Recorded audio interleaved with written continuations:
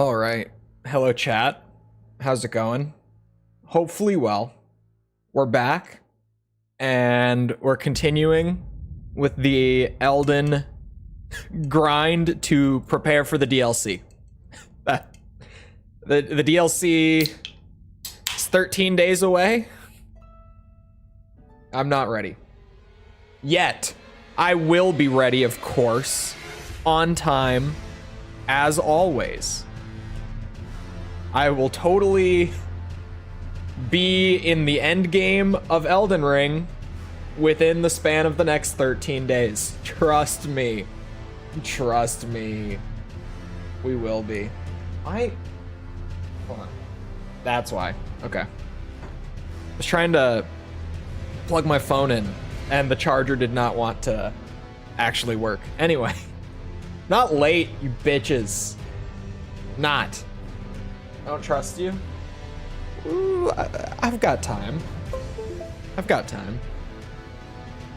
Maybe not. I've got enough time. Probably. Early? Thank you. Thank you. Not late. I'm actually early, of course. Where was I? Oh.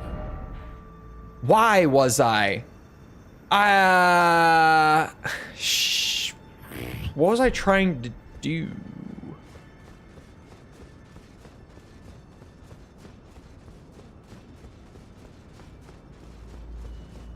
Like, I know that I was here because I hadn't done the tower yet. Oh, the curse mark! That's why I was here. Yes, try hole. Yes. As soon as I picked it up, I was like, that's why I was here. Is it a key item? Yes. Did I ever upgrade my... I did. I upgraded Sword of Night and Flame. Okay. And I need endurance levels because my drip is all scuffed. From the back, it looks fine right now. From the front, not so much. But from the back, at least, it looks pretty okay right now. The cape is really carrying. Yeah, that is what I was doing. Hello, maiden who has stolen my health bar. Go on. Kill me. You deny us, do you not? Because we deign to live in death and wish our Lord to rise to glory. I want to be held. You are an odd one. I am the guardian of those who live in death. Please, maiden. You call me a foul and rotten witch, yet you still wish to be held by me? Oh, he started walking on his own. That wasn't me. It weirded me out for a second. Oh, a Dream Master. Did you not use the Baldekin's blessing? I did not. Talk in secret. Have you ever seen a Hallowbrand? When the first of the demigods died, his flesh It's was marked male with fantasy. the half-wheel wound of the centipede. Godwyn's Hallowbrand has since been recovered at the Round Table Hold, but there is another Hallowbrand out there somewhere, and I must find it. That dude was doing the same Before thing. the time comes, we receive our Lord. When Godwyn died, a Hallowbrand scored his flesh, but another exists. Another mark in the shape of the half-wheel wound of the centipede, and I must find it. Before the time comes, we receive our Lord. You guys see that Hands Dragon Ball will be trailer? dirtied once more by the deed. Will you still let me hold you? Even then? Even then, my maiden. This is the other Hallowbrand. How did you... Oh, my utmost thanks. With this, Godwyn can take his rightful place as first of the dead and claim a second, illustrious life. You are our true champion. And though I can't be of any use to you, can I hold you tight? If only for a moment. Oh, yeah, that's tight. There! Radiant Baldekin's blessing. I will soon lay with Godwyn.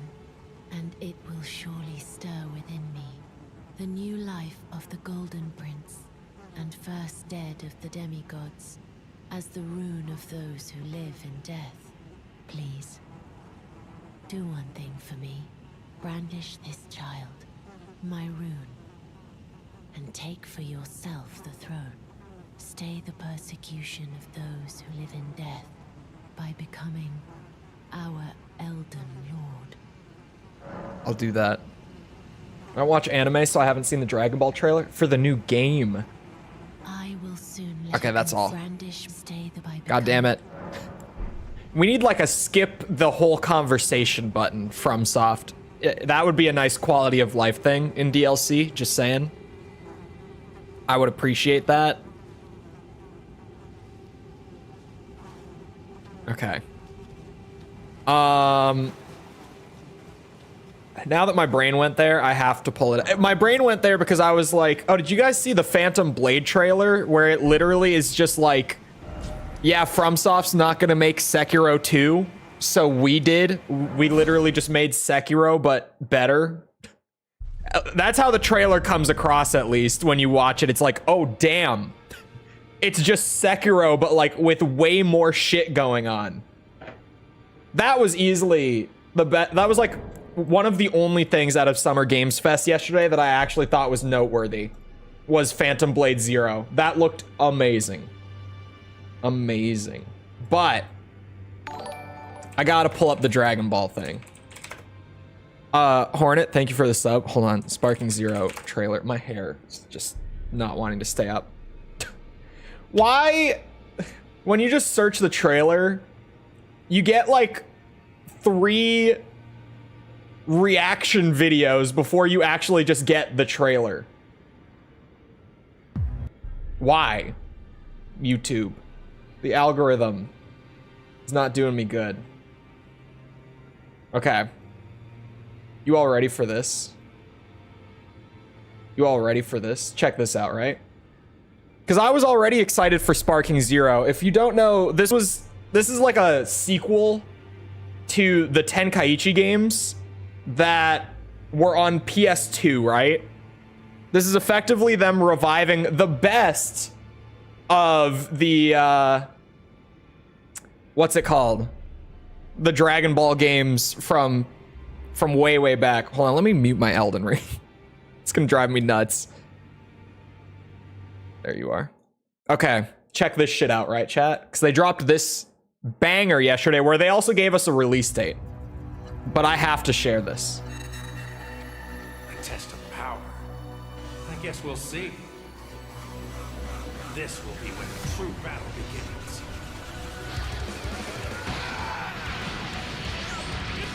This game looks so good. This looks like such a fun time, dude.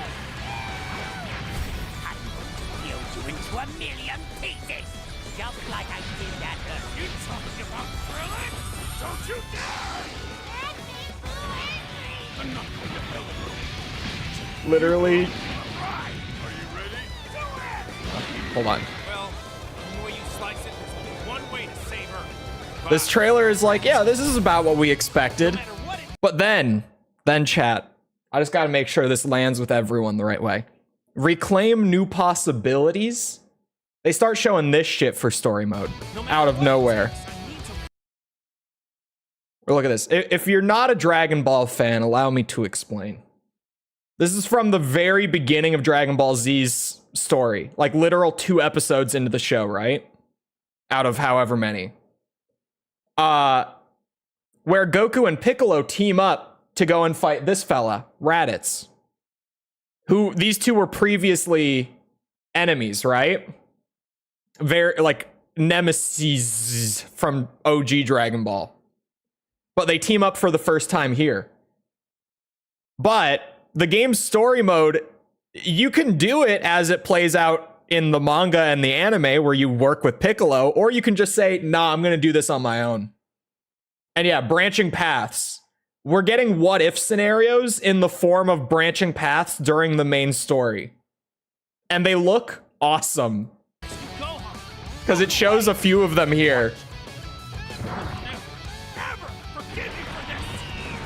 Goku going Super Saiyan early. Like against a Great Ape Vegeta, or Vegeta and Trunks killing Cell instead of Gohan. They're doing a bunch of what-if scenarios that just branch, like, during the main story. It looks so good. Like, so good. Demons Gaming, thank you for the sub. And then they dropped the release date that it's coming in October. We previously didn't even have like a release window, and then they're like, oh yeah, 4 months.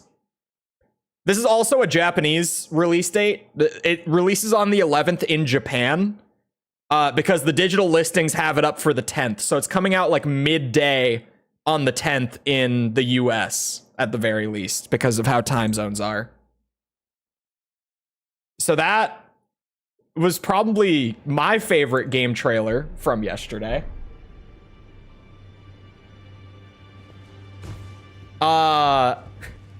Phantom Blade Zero looks sweet though.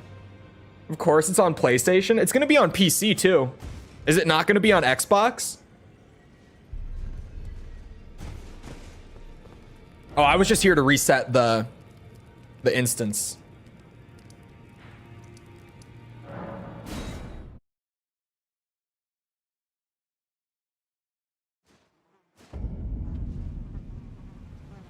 I miss the blood and violence the series had before being dubbed. What, Dragon Ball?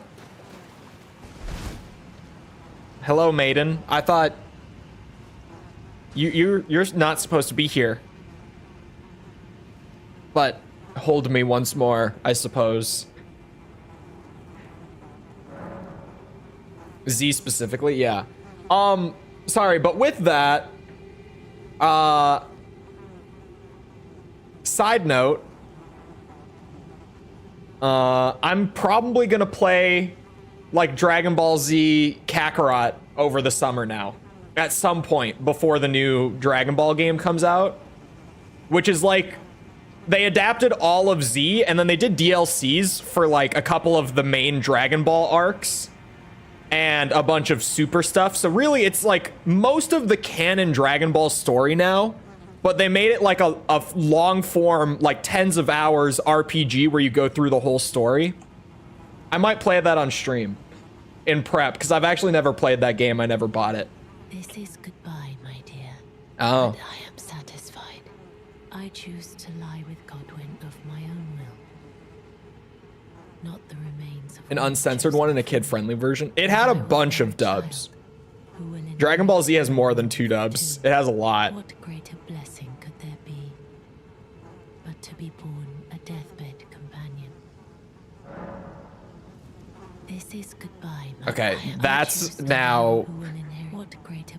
It's like I made sure that it was her last line before. I guess you had to like reset, come back, then get her to say goodbye. Then I'm gonna have to reset again. But to be fair, I don't think you're supposed to do it like this, where you're just like singularly focused in on doing this quest and nothing else. Team 4-star. I'm not counting Team 4-star in that, but sure, yes. Some would say it's the best dub. And you can't really argue with them.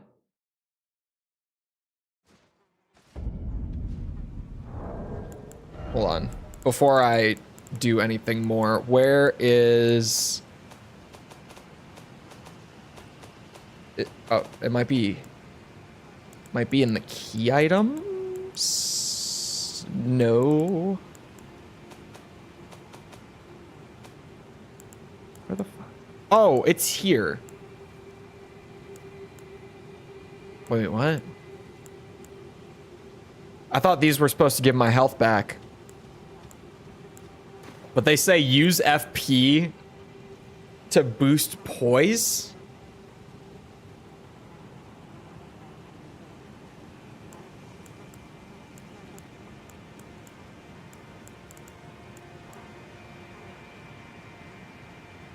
Z is so weird because in Japan it's not separate. It's not.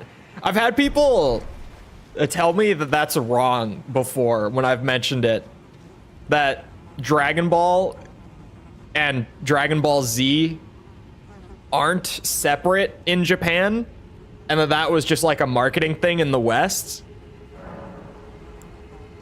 That was also specific to the anime, but then I guess retroactively applied to the manga as well.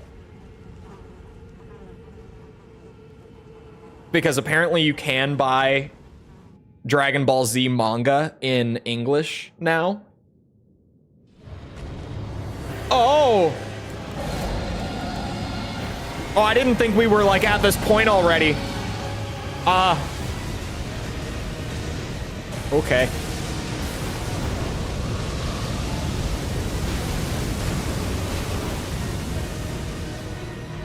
Okay.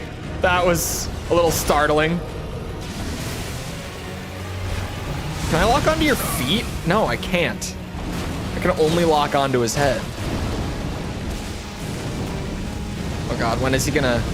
Oh, he's breathing fire. Okay, okay. Come here, bitch. I know how to kill a dragon. Ow.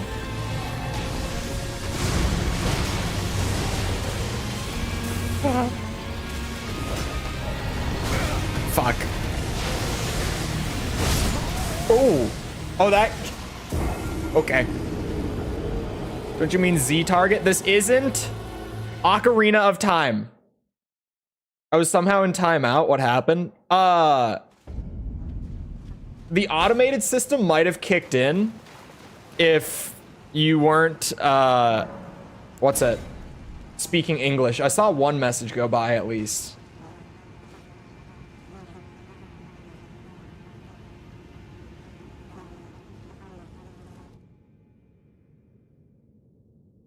How? I didn't think that was gonna hit me. I genuinely didn't.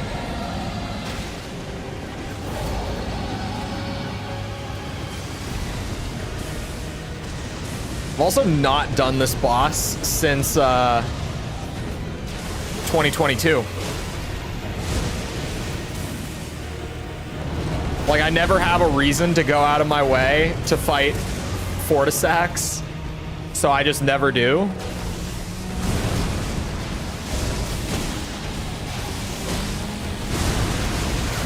Ow, bastard.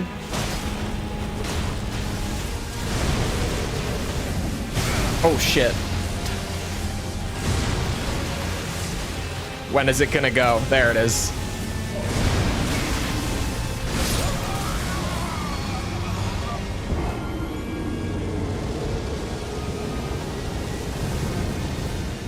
That's fine. Oh, that's fine. It's totally fine.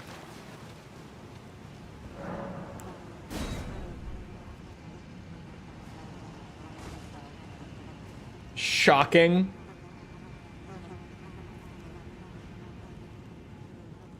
I feel like my character was in the wrong place there. Is it not?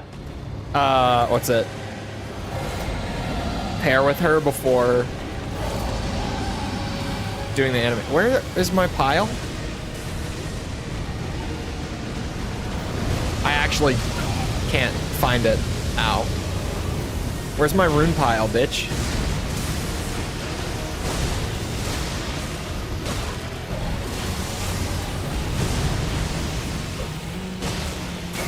Oh, you... Oh, there it is. I see it.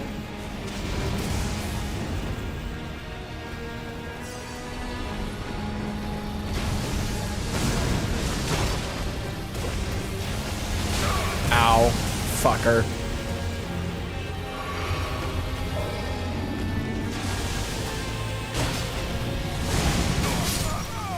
Oh.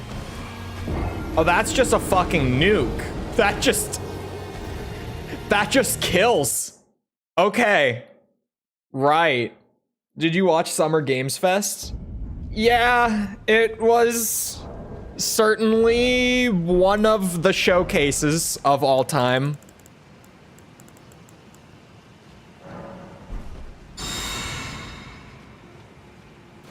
Yeah, that didn't fix my health. What the fuck?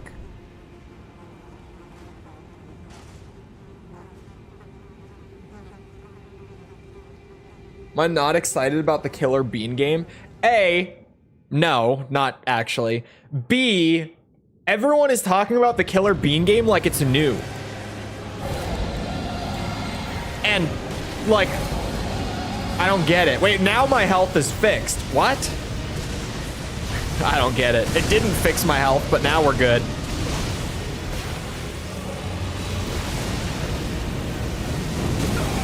Oh, fuck.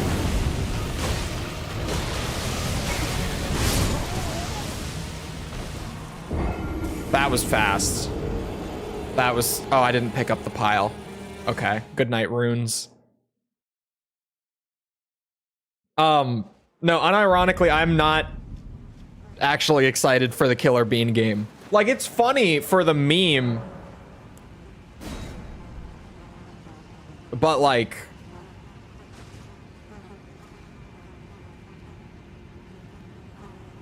I guess people wouldn't have known about it. I thought, like, I knew about the Killer Bean. Like, I only found out about the original, like, animation because of the game. Like, I thought that the game was just kind of something that everyone had, like, seen floating around before. But, like, I was sitting in the stream, and everyone was, like, losing their minds. They're like, they made a game? They what? And I'm like, am I the only one who knew about this? What the fuck? Ow.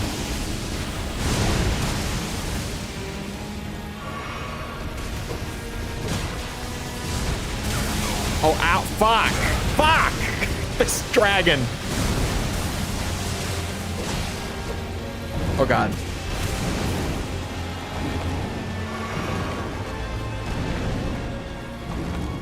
What is he doing?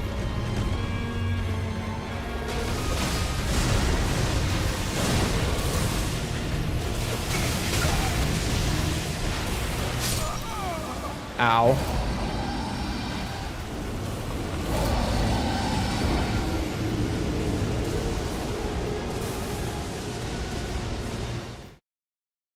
Did they buff Fortisax? Now I'm actually curious. No, the DLC isn't out for another couple weeks. Elden Ring, Fortisax.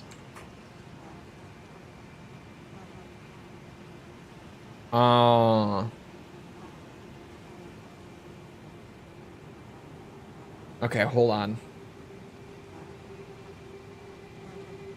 No.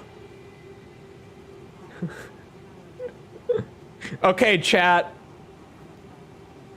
I figured it out. I figured out what's happening. You guys want to know what's happening? I figured it out. I don't remember him attacking that fast. It's not even just the attacks. Get this. I had to go to the wiki to check. Because I felt like I was doing no damage, right? So I went to look. I would like holy resist. Holy resist. Let's start by just getting it out there. That my sword is magic and holy damage, right? That's what my sword does. Big Boy has a 40% resistance to magic damage and an 80% resistance to holy damage. We're getting to that point in Elden Ring where doing a faith build, like a faith melee build, is gonna start biting me in the ass. Doing a holy damage build is gonna start to hurt a little bit. We're getting there. I'm feeling it now, Mr. Krabs. Hello, Jess. What time should I start consuming coffee for killing floor? I don't know. When did you do it before? Ooh.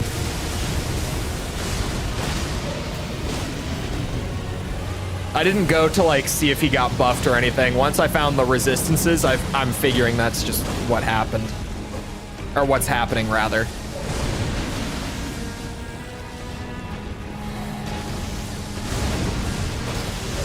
Oh god. Oh god. Oh my god.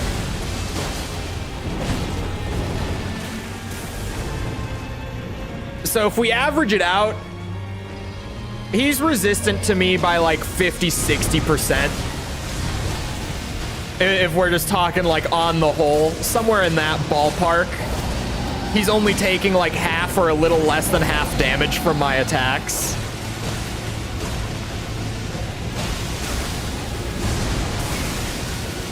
Ow.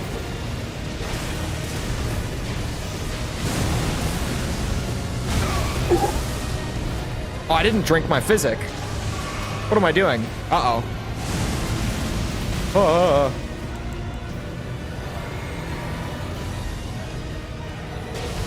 He's weak to lightning. He has an 80% resistance to lightning. Lightning was his other 80%. Which, you know, he's clearly the lightning dragon. He's not weak to lightning. He's resistant to lightning by 80%. Oh my god.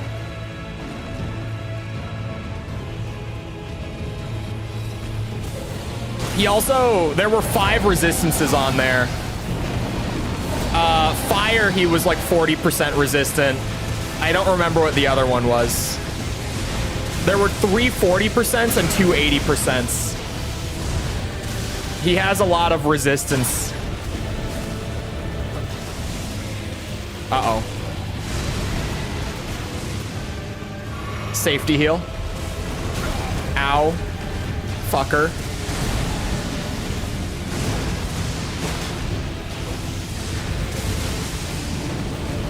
He's a really cool boss. He's got the cool points. Is there more Summer Games Fest today? Today is the dead as fuck day at Summer Games Fest. There is, but it's not like any big, like there's genuinely just a variety of like smaller showcases today. Like some of it might be interesting, but I wouldn't expect much to really come out. Tomorrow's the big day. Microsoft Showcase tomorrow was always going to be the big show of the week. We have a lot of like knowledge of what Microsoft is planning to show tomorrow, and they are coming out swanging. They have so much like big shit to reveal tomorrow. It's crazy. You mean Silksong tomorrow? No, definitely not. There's no shot. There's no fucking shot. Doing a challenge, give me a random build. Anyone got something hyper specific? Because like I could throw out an archetype, but that's not gonna be good for a challenge. Oh, Great Shield and Halberd. That works.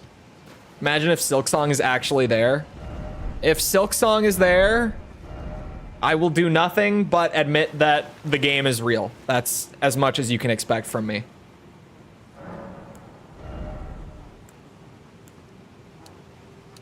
I would, like, I don't know. I was like, I could actually try to come up with something. But it's like, I've done... Oh, I just realized. I was literally about to say I've done everything in Hollow Knight, but then it hit me. I'm not doing Path of Pain. There's no shot. I refuse to.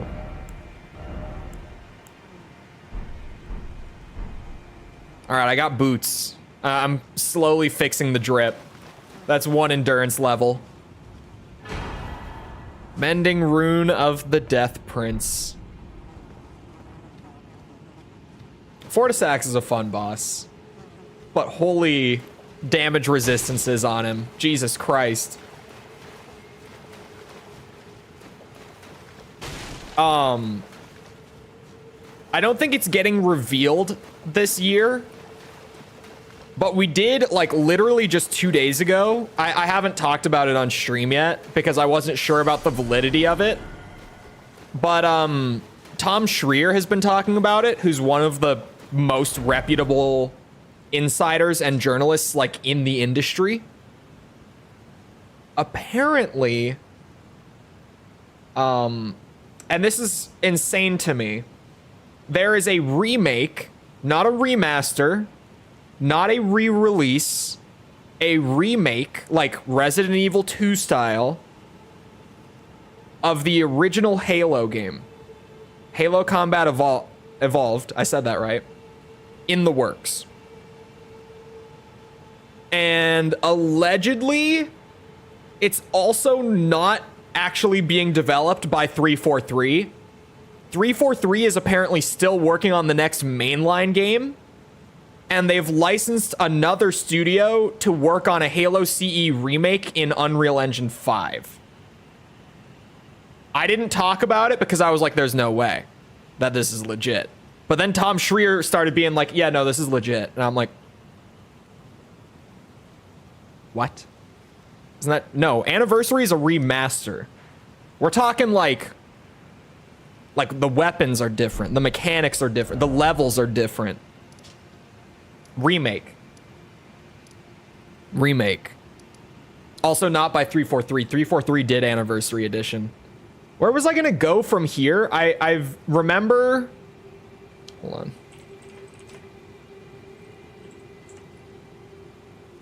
Getting my map out, because if I glance at the map, I'll be like, oh yeah, that's what I was gonna do.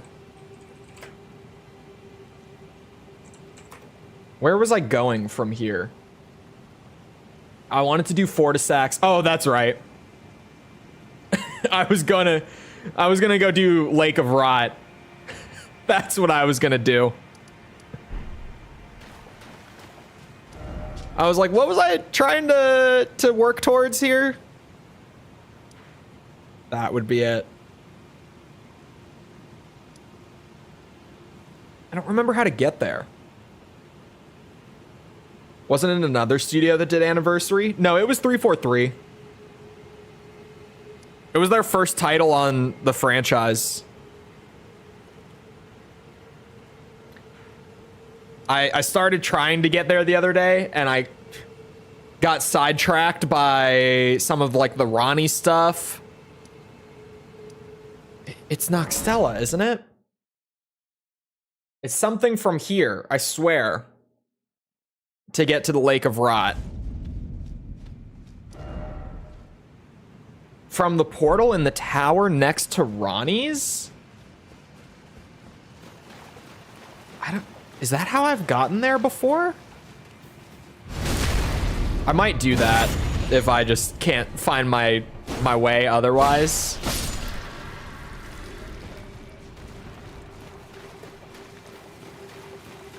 But I could have sworn that there was a way to Lake of Rot from here. I feel like this is how I've normally done it.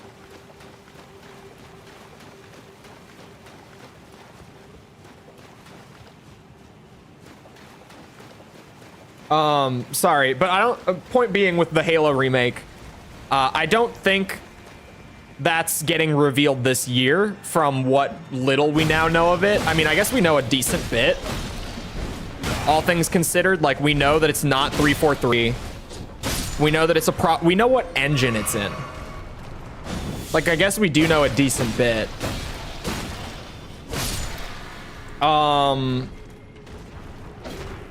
I don't think that's getting revealed this year, though. Apparently, it's internally slotted for 2026, so they're probably going to wait until it's closer to completion to reveal that. Especially because it's a remake. That's probably what they're gonna go for. I have very mixed feelings on the prospect of it. Not even because I'm like, oh, I'm worried they're gonna ruin it, or, you know, like anything like that. Not even like anything fanboyish. But genuinely just like, I don't think it needs a remake.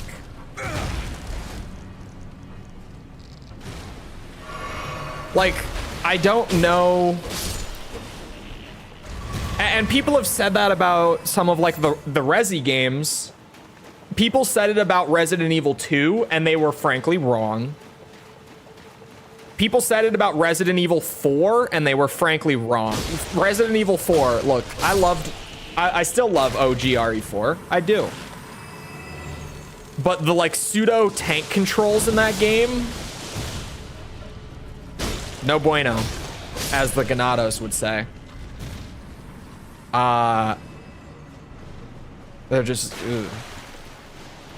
I'm glad that RE4 got a remake. Oh, and Ashley got fixed and made actually likable. So that's like, I don't even know how they did that. Like, I'm still shocked they pulled it off. That was an impossible task, and they somehow managed.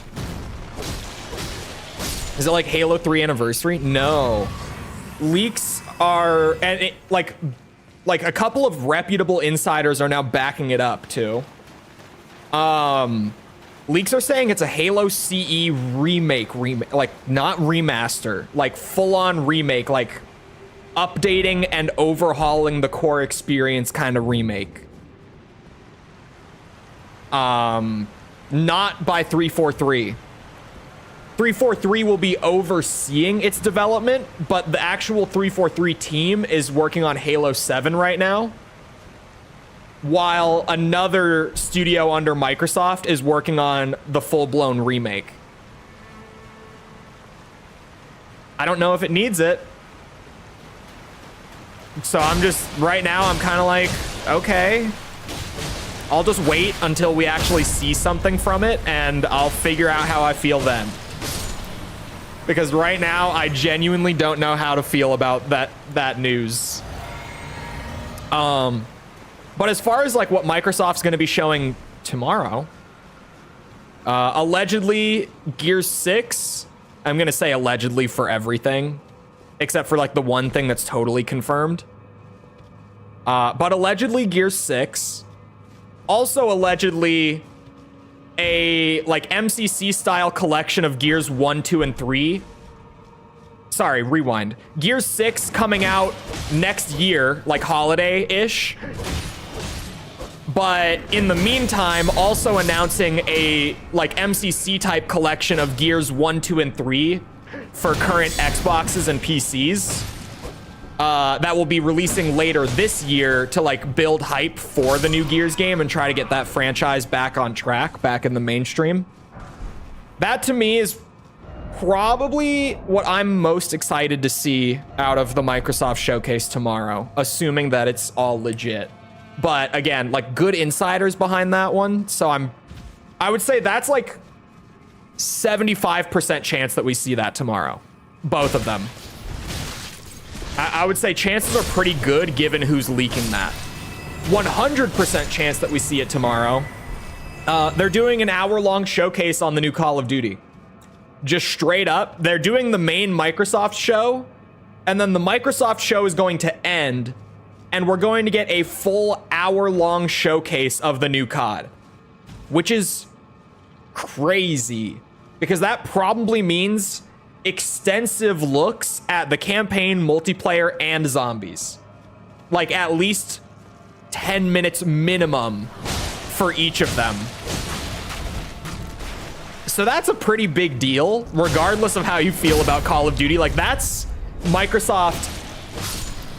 Sorry, it snuck up on me. That is Microsoft saying, hey, we spent 60-some billion on this shit, and now we're gonna ball out at Summer Games Fest and show you why we spent 60 billion. That's a huge showcase for them. Microsoft show is gonna be definitely the highlight of the week in terms of Summer Games Fest stuff.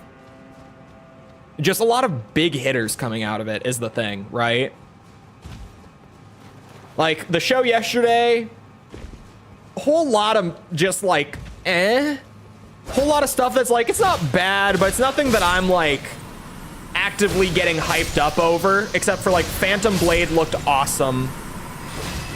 Dragon Ball Sparking Zero looked awesome, and the new Street Fighter 6 DLC lineup as well, awesome. They announced that year 2 of Street Fighter 6 is going to be M. Bison and Elena from fucking Street Fighter 2. The Capoeirista. That's a big word. She's coming back as a DLC character.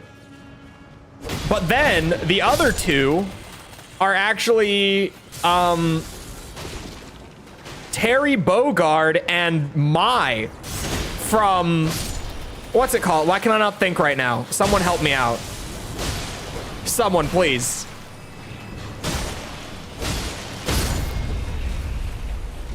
The Street Fighter DLC lineup was actually a lot more exciting than I had expected it to be. I was kind of like, yeah, we'll see. King of Fighters, thank you. Yes. I was kind of like, we'll see who they bring for DLC to Street Fighter next. You know, I wouldn't mind if they brought like Sakura or maybe Dan. Like, I don't know. I'm a Shoto guy. So either of those, right? But then they brought out M. Bison alongside a character who's been absent since like the 90s. And then 2 crossover characters with King of Fighters. And I was like, all right, never mind. I'm buying the year 2 pass. You guys got me.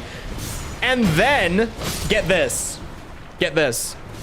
There was such an overwhelming response to the announcement of the DLC year 2 that Capcom, quite literally in the middle of the night, I'm talking like at 3 a.m. my time zone at least, quite literally in the middle of the night, Capcom goes, okay, we see that you guys are excited, so here's the gameplay trailer for M. Bison early. And they actually dropped gameplay for M. Bison in Street Fighter 6. I wasn't expecting big Street Fighter news, but I'm not complaining. I'm not. I'll take it. The DLC lady. Who, Mai or Elena? Problem. It was like, it would have been like the afternoon in Japan is the middle of the night for me. It's like afternoon in Japan. I think Japan is like 16 hours ahead of my time. It's something like that at least. So, oh no, that would have been like, if it's 16 hours, if I'm right about that, then 3 a.m. for me is like 7 p.m. in Japan. The one from King of Fighters, yeah, Mai is certainly a character who is perhaps a bit horny bait, if you would. And then the schedule for those guys is Bison is actually coming out in like 3 weeks. No bullshit. I think it's like June 26th or 27th or something. Bison is actually coming really soon. And then Terry will come like early fall. Mai will be coming in the winter. And Elena will be coming like next spring. And yeah, I just wasn't expecting like fighting game news to really come out of Summer Games Fest. Just because like last year we literally saw, well, last year / the very beginning of this year, I guess. But like we literally just saw like Street Fighter, Mortal Kombat, and Tekken all drop a new game within a year. So I was kind of like, yeah, fighting game news, it's not really gonna be happening. All the big fighting games just dropped new shit, so it'll be a bit. But no, Street Fighter showed up and came out swinging. Big DLC announcements from Street Fighter. Especially Bison, his gameplay trailer looked awesome too. I've never played Bison, but his gameplay trailer made me like, you know, I could play this guy. As if I need a new Street Fighter character after Akuma literally just came out and I already was playing Ken and Ryu and Cammy. So like I currently have 4 characters on Street Fighter 6 that I actively love playing, and now I'm kind of side-eyeing Bison too, because I'm like, his moves do look pretty sweet, I can't lie. They gave him his Psycho Crusher back as like a normal move instead of being locked to like a super or a V skill or anything like that. Like it's just back as like a normal special, which thank God. He's got all that weird like floaty bullshit again, where he like jumps up in the air and then floats down on you with like that little hand strike. He looks really fun. He looks really, really fun in the trailer. And his new design is awesome. His new design is so good.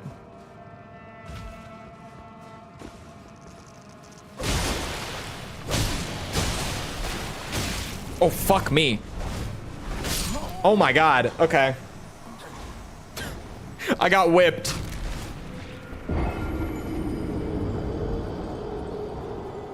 Float like a butterfly, sting like a bee. I might pull over.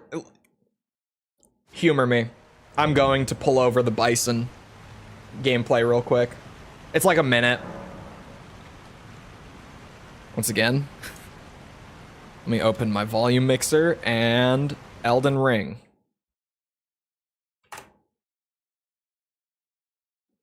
Okay. Let's see. M. Bison. How much you want to bet if I just type that in? First thing that comes up is Maximilian Dude reacting to it, and the second thing is just the new gameplay trailer. Sorry, it dropped at 2 a.m. for me. We'll never be ready for the DLC at this rate. Hey man, Summer Games Fest is going on right now, all right? Shit happens. What was that? M. Bison best moments is the yes meme just immediately. You guys got to see this new design though. And like he's animated really well too. Look what they did to Bison. Like at first I was like, what the fuck is this? But then as I saw it like in motion, I was like, oh, that's actually pretty sweet. Resemble this man you call Bison. I shall take that name for myself. Look at him. Interesting. Look at this new design. It's so not Bison, but like it looks so good. I shall Looks real good. Oh, and he's got some fucky bullshit. I love his throw. Sorry, I'm going back for the throw. Look at that. Psycho Crusher's back. Wonderful thing.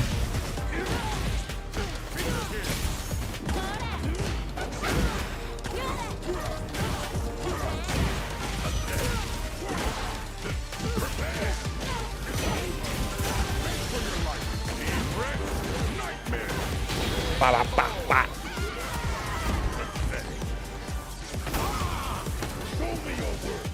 He looks great.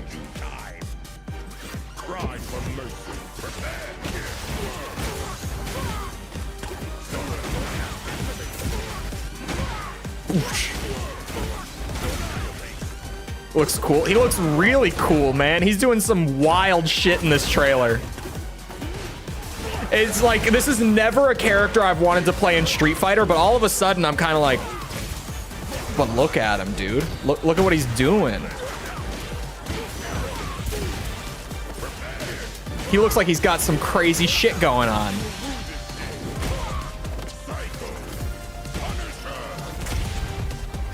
He looks real fun. Is this where they show the level 3's coming up here? Here it is. Your time ends here. Satisfy my hunger. That is all I need from you. He looks real good. He looks real clean. It was a 2-minute trailer. I lied. I didn't lie intentionally. I thought it was 1 minute.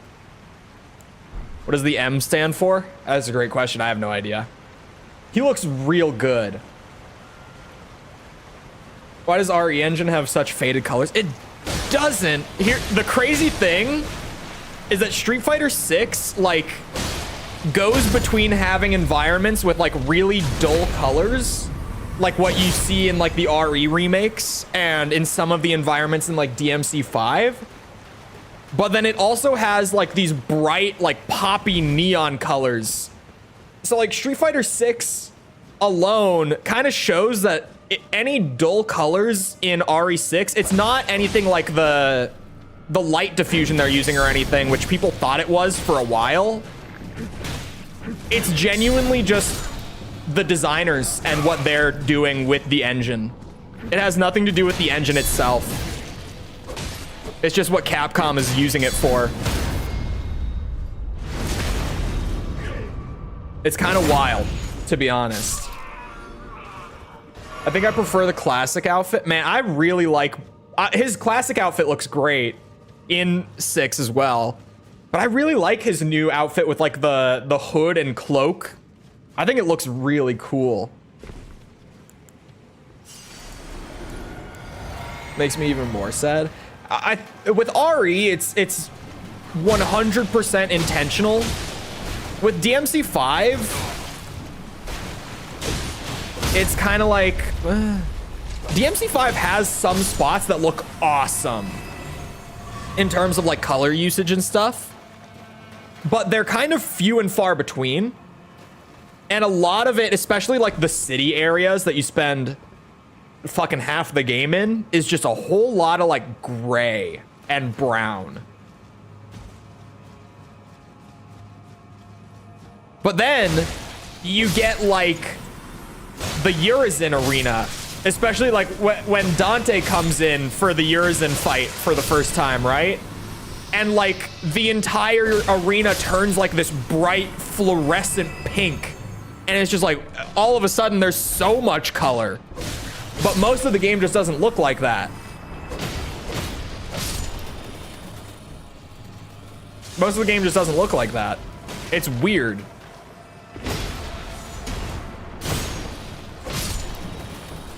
To be fair, I think a lot of modern AAA is trying to stay away from like, you know, super bright, like vibrant colors.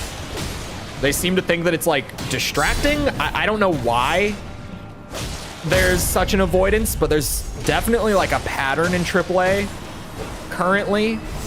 And it doesn't feel like, oh my God. Ow. To be fair, at least it's not as bad as, what's it? Like 6th gen?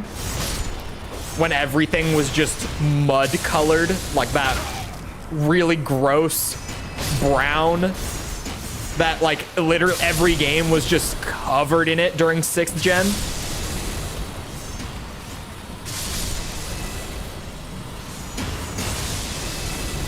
That was, it's such a pain that games look like that for such a long time then too. Because a lot of 6th gen games are awesome. Like so fucking good, and then it's just like brown. Like it looks like shit. But the game is great. The game is real good. But the game, it just looks like shit. It just, like, there's absolutely no color. Brown, green, or yellow. Yeah, if they had that classic post-processing effect that they were all using, that was like, you know, it had like the kind of piss filter across the screen too. I don't know what the fuck was going on. I have no idea. A lot of people nowadays are like, oh, it was the COD thing. Everyone was just chasing COD. And like COD 4 looked like that. But that was it. I mean, World at War was like gray. But I think that World at War was intentionally like that. I think that's what Treyarch was kind of going, because if you've played World at War, like the single player and stuff, I think that was more of like a tonal decision. I think they meant for it to be like that, where it's just mostly like gray in World at War. But like MW2 didn't look like that. Black Ops 1 didn't look like that. Like COD did look like that for like one game. I don't think it was chasing the COD trend. Although generally, whenever you bring up like any negative trend from 6th gen, people are just always going to be like, oh, well, it was Call of Duty. Yeah, Call of Duty did it. Ruined everything. It was a COD thing. Behold Giant. Thank you for that. What are you? Somber 7. I don't need it, but surprising. I'm looking for a Somber 8. Actually. Or more accurately, I'm looking for a couple Somber 8s. Because again, like I'm kind of getting to that point where I'm going to go to Landell real soon. And I'm going to get like my actual primary weapon for the build. So I want to be able to pump the upgrades on that like all the way up instead of using them on Sonaf first. before I get there. Oh, lost my lock on. Doesn't mean I won't stab you in the ass. Ow. That was a bad time to look away.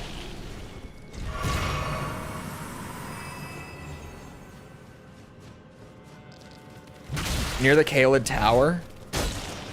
I don't need one urgently right now, but I will keep that in mind if I like just don't find any by the time that I pick up my actual weapon. Because like once I've got that, you know, finding a second one is just kind of like, yeah, it happens when it happens. Stonaf is the backup anyway. I'm not really going to be touching it much once I've got the new weapon. Why is it always dead end but still no item? You know what? That's worth it. The still no item got me. I wasn't gonna upvote it, but the still no item, it really sealed the deal. He earned that one. Can't go up that as much as I might want to. Yeah. Shit.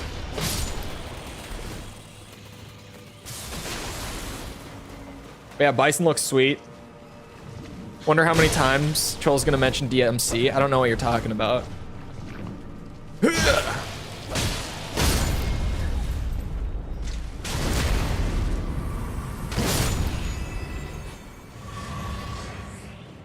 I also don't know what this rising review that you speak of is. Oh my god, I almost just walked off. I barely was along the edge of that rock. Like, I'm kind of surprised I didn't just fall there. There's got to be something tucked back here. Because there's still a bunch of enemies. Oh, fuck. Tucked back here, right? So there's got to be something. Yep, this sword, every once in a while, kicks ass. That is it's such a terrible note. Why is it dog in a fucking corner? There's nothing in there. There's nothing in there. He just was like, ah, dog, Elden Ring meme.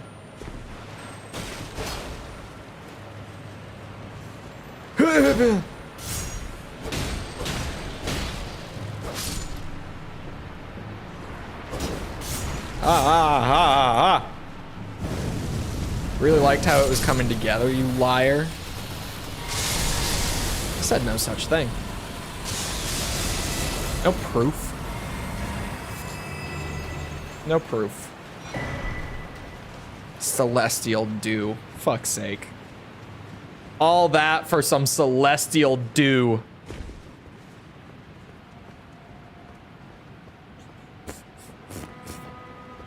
Stuck. Surprised Chole didn't volunteer himself to do a Resi review series. Resi. Hold on. Resi last I checked,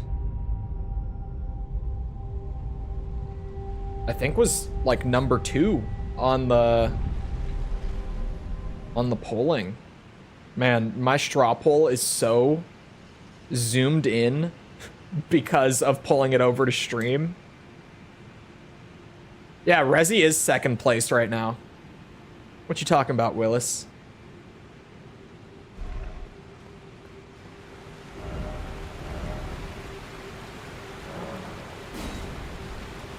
All right, I've made it.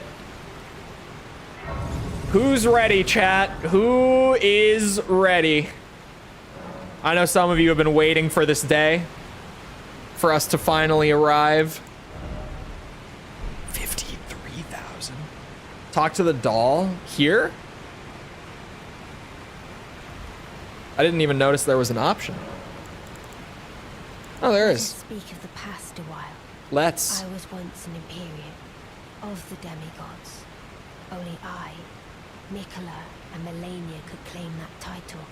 Each of us was chosen by our own 2 fingers as a candidate to succeed Queen Marika, to become the new god of the coming age, which is when I received Blythe, in the form of a vassal tailored for an Imperium. But I would not acquiesce to the 2 fingers. I stole the rune of death, slew mine own Imperium flesh, casting it away, I would not be controlled by that thing.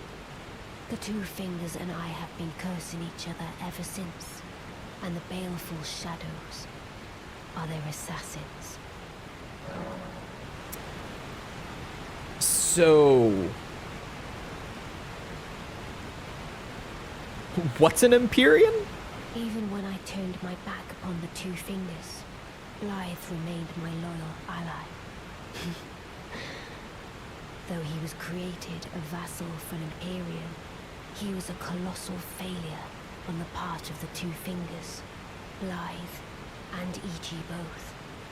Art willing to give too much to me, yet they both understand what lieth beyond the dark path, that I must betray everything and rid the world of what came before. Should I add thee to the list? Another one, kind of heart. As kind of heart as they.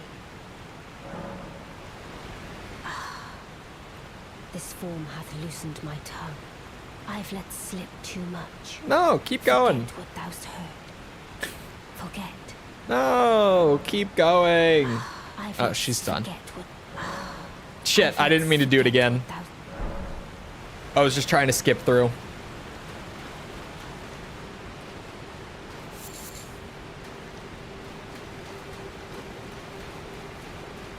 Zoom. We're so close to fixing the drip, too. We just need, like, one more level of endurance, and we'll be all fixed.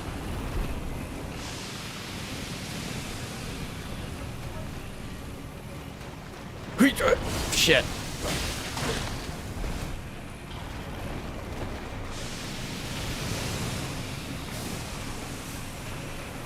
Oh my. Okay.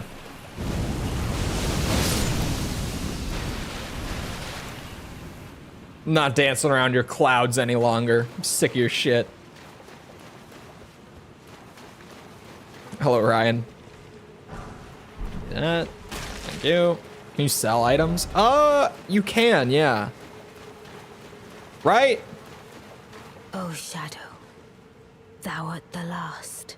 Tell the Two Fingers that Rani the Witch cometh to rend thy flesh with a fateful wound, ne'er to heal. Holy poise. Ow! Ah, shit.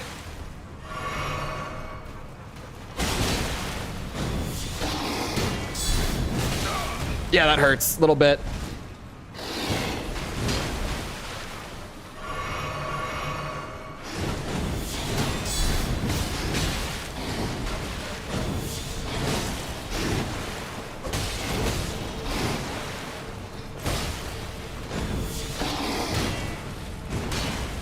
Oh, the second one sends me flying? Horse shit. That's cool. Ow. Ow.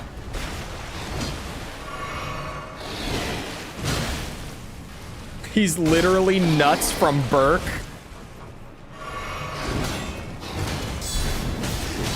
I would agree. Just like nuts from Burke.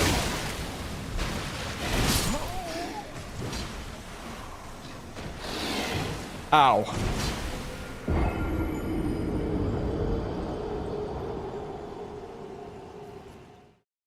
Doesn't realize she's getting the Two Fingers if she doesn't. Mikkel! Hello?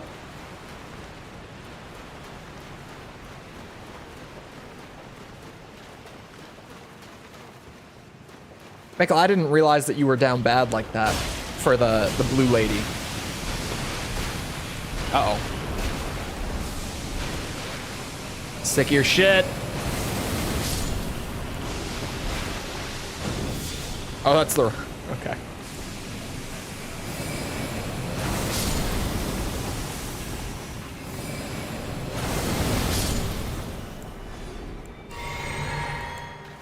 Hate those bitches.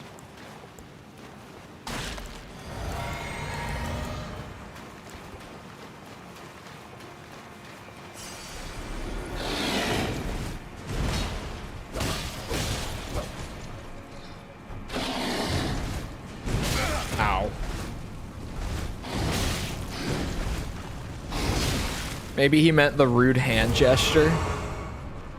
Like how in some countries, apparently the sideways peace sign is like equivalent to flipping the bird or something like that. I've recently learned.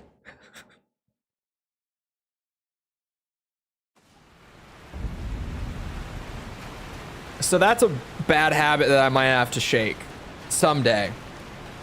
Probably not. I'm not going to.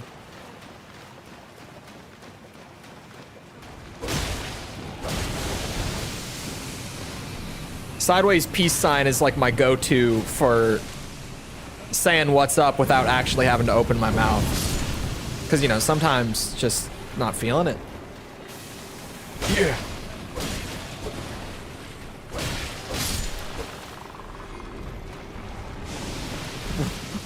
Chole will not read out Mikkel's comment.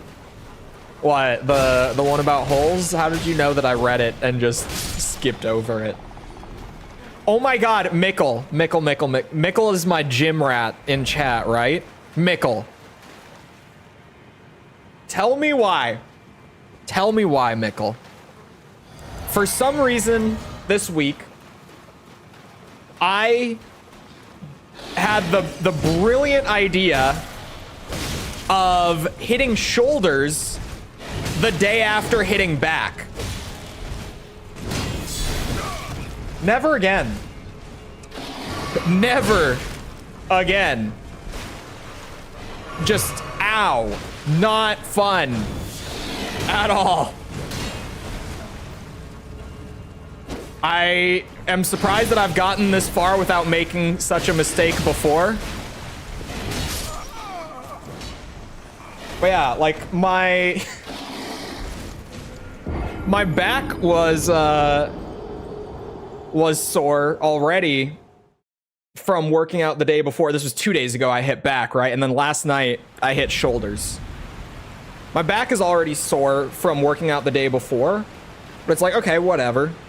I just go to do what I have written down. And it's like a full shoulder, so like all the muscle groups in the shoulder, right? And it's going pretty good. It's going pretty all right. And then I start doing the shit that's hitting my rear delts.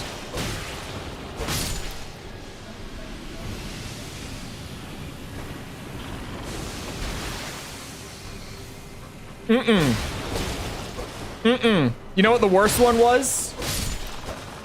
90-degree hold. 2 sets of 1 minute 90-degree holds.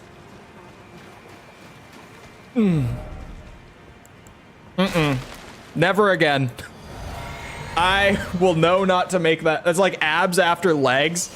Yeah, I've done that before too, just out of my own stupidity.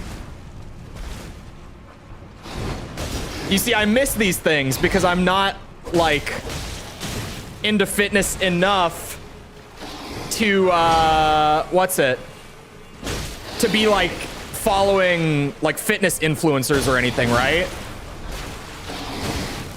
Like I'm into it, but just for like my own sake. I don't like consume the whole culture around it. And yeah, I've never made that mistake before. I will now never make it again. Ever. Ow, this dog is beating my ass. That hurt so bad. Like having my rear delts already sore from hitting back and then doing the hold. It was like I go down for the hold and, you know, I get like a slight burn first couple seconds and I'm like, ooh, okay. But by like 10 seconds, I was already in like immense pain. Like genuinely 10 seconds into a 60-second hold, I'm like, oh, fuck. How did we get here? It was just near immediate, oh fuck moment. Never again. That was my big mistake for the week, hopefully. Actually, we're at like the end of the week, so that probably was my big mistake for the week, unless I make some huge fuck up today, I'll be fine. My shoulders look great right now, though.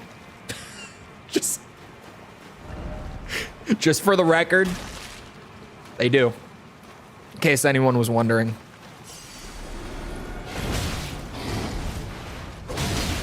Ow. Ow.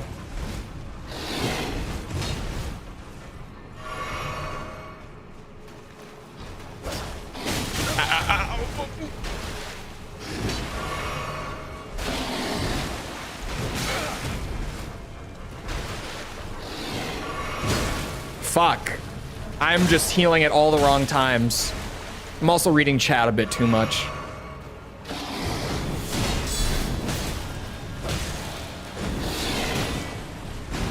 Oh shit.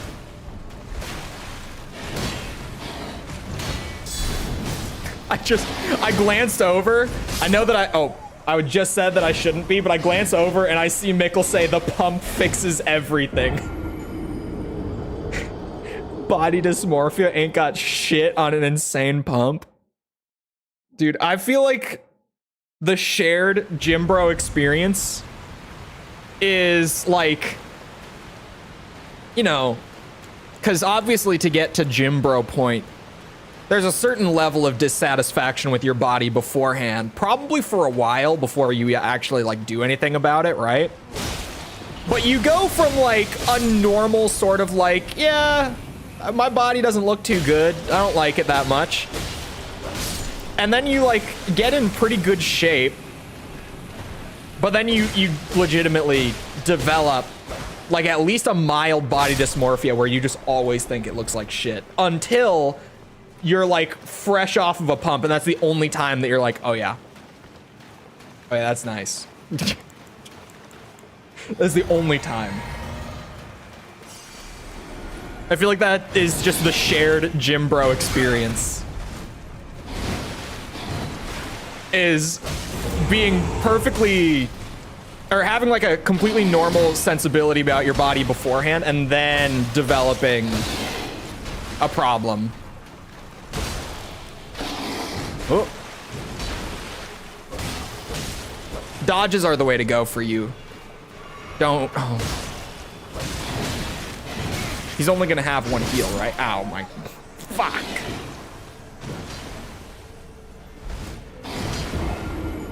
They're lies. You saw puns.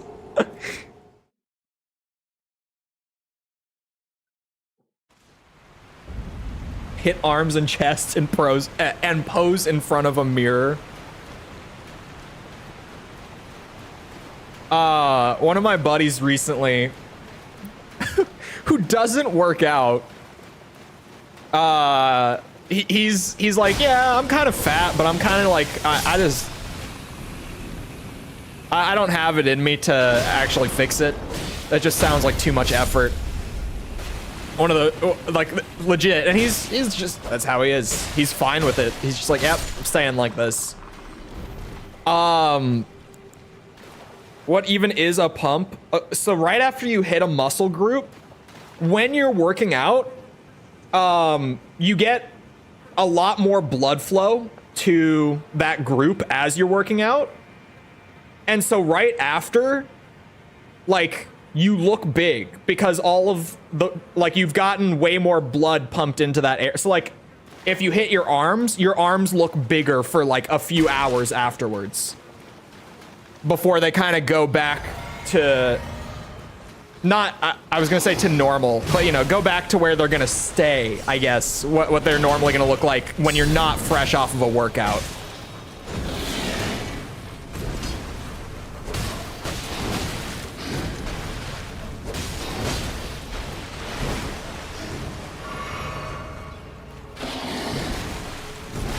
Fuck. Like PP? Yes, like PP. More blood flow, it expands. Exactly. If that's how you want to look at it. If that helps anyone in chat to visualize. And yeah, it's commonly referred to as the pump. Like when you're fresh off of a workout and you just look bigger. The pump.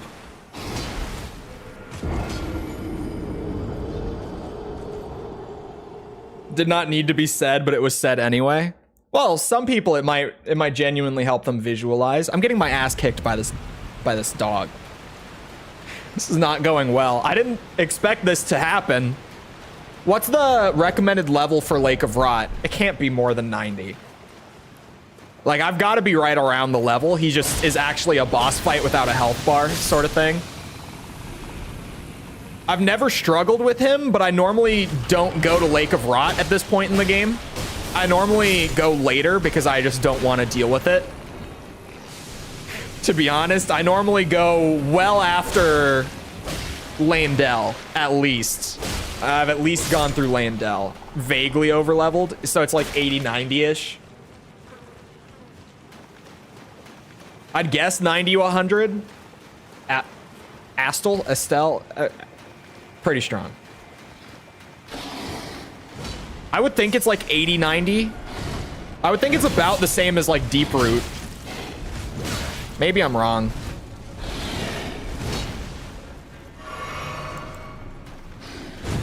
Oh, I thought that was gonna connect. No. Ow. Around 80, 90. That seems, fuck. That seems right. Oh wait, I have like 55k. If I'm gonna sit here and get my ass beat, that's actually a level. I'm just gonna run and grab that. And grab that last endurance level that I need so that we can complete the drip and not have to worry about potentially losing it to this fucking dog. All right, just so we're all on the same page. I'm grabbing that pile and I'm turning around like immediately. Your vigor's too low? I've got like 36, I think. Oh, and talismans. Oh, I do have a talisman.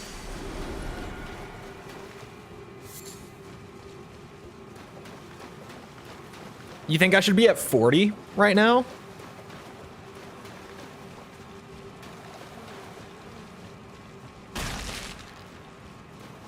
This build is so stat hungry that without farming, I feel like I'm constantly in need of a level somewhere. Or actually, rewind. I feel like I'm constantly in need of scaling like 2 stats. 40 is usually soft cap. In Elden Ring, I think it's 40, or sorry, I think it's 30 is the first vigor soft cap. Am I right, Mikkel? I think it's 30 in Elden Ring. Oh, or if you mean for Elden Ring stats, oh no, because normally it's 50. For like the other, for like damage scalers and stuff, it's 50, right? Is the first soft cap. There we go. Completed the drip. Now I don't have to worry about endurance anymore. We're cooking. It's like 20, 40, 60.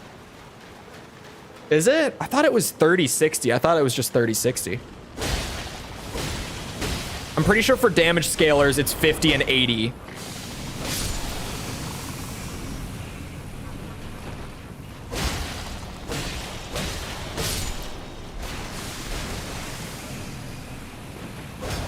Maybe I'm misremembering. I have no idea what it is for like mind or endurance because I normally am not doing builds that need much of either.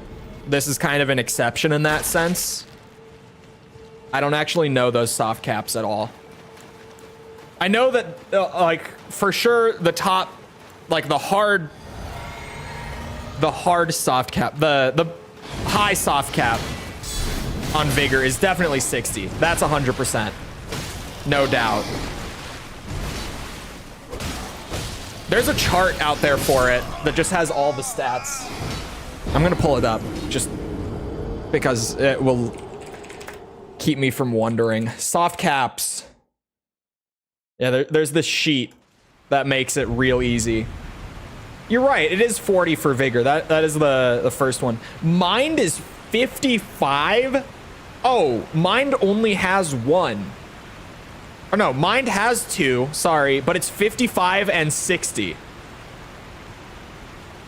Endurance only has 1 for stamina, but for equip burden, it's 25 and 60. Oh, strength and dex, it's 55, 80, and then the others are 50, 80, like I had thought.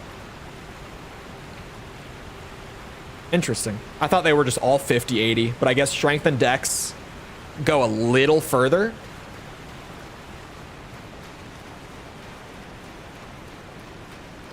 .40 is the first soft cap. So where most players usually start scaling their damage stat.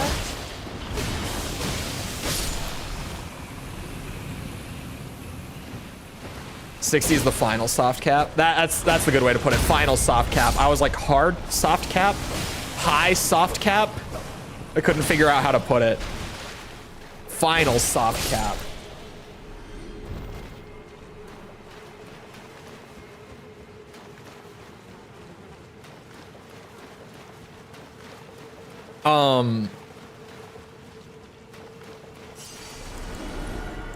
What was I just on about?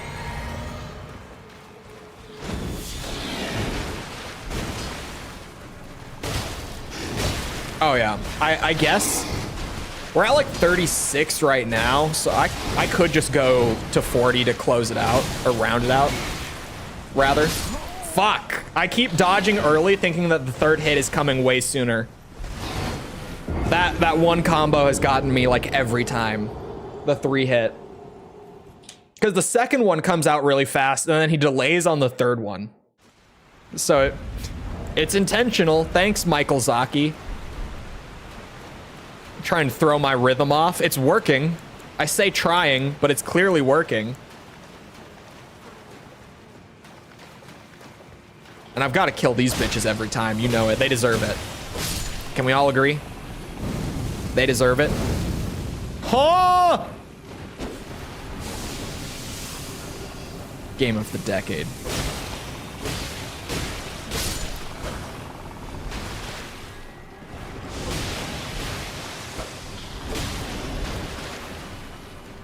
Yeah. Unless I'm playing PvP, then I scale it higher so I can get the 90 poise. What's my poise at? 72. Not that I'm PvPing at all. I was just curious once you brought it up.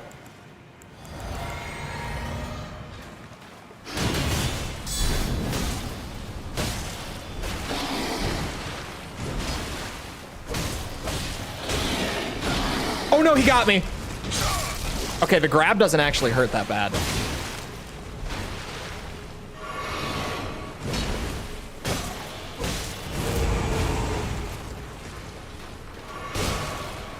God damn it. Oh. Blide is strong. He actually is really strong. Genuinely. He got me again. Fucker. Oh my god. He got stuck in the same spot. You see that? Oh my god, it's a 4 hit, not a 3 hit. Holy shit. I've always died to the 3. It's a 4 hit.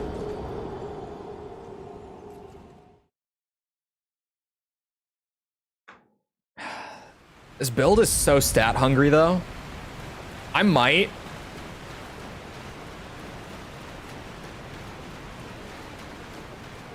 Like long term, I might just go for like 50 until I can get my damage stats pulled up. I'm not gonna sit here and be like, oh yeah, absolute final, like I'm only going up to 50 ever on this build, but like at least until I bring like my faith to 50 minimum. I'm not even gonna consider going over 50 vigor, because the damage scaling is getting so, like, it only gets worse the further into the game I get, and I just keep leveling like all these prerequisite stats that I need, like vigor or endurance or whatever. It's become really bad. I'm not dealing any damage. It's just not happening.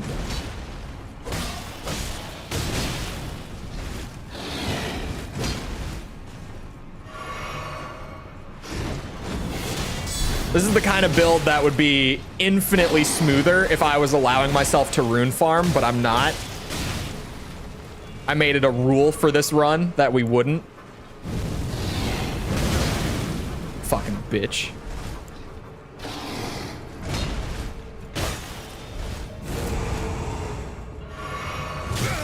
shit.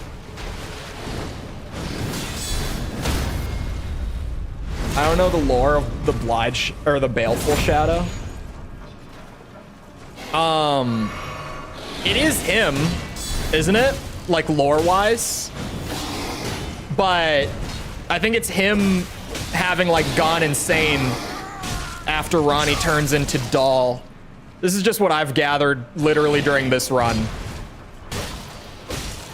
EG was saying that this would happen to him. My thanks. 'Twas more of a challenge than I envisioned. Now I can finally stand before them. This is farewell, my dear. Tell Blythe and EG I love them. Well, she said tell Blythe, maybe not. Maybe not. It's just some assassin taking his form. I always thought that it was actually him.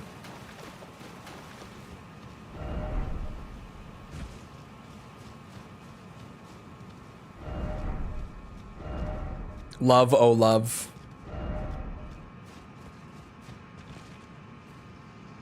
Apparently we dropped frames. My YouTube dashboard is like absolutely freaking out over it, but I think it's a delayed reaction. It seems like we're good now.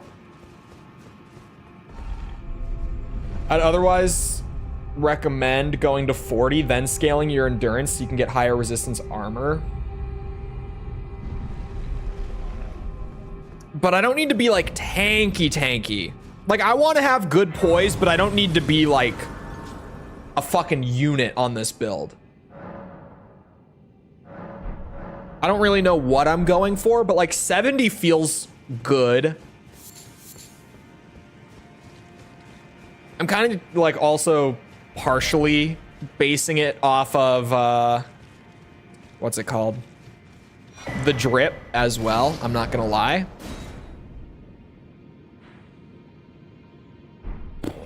Okay. It's time. Let us venture forth.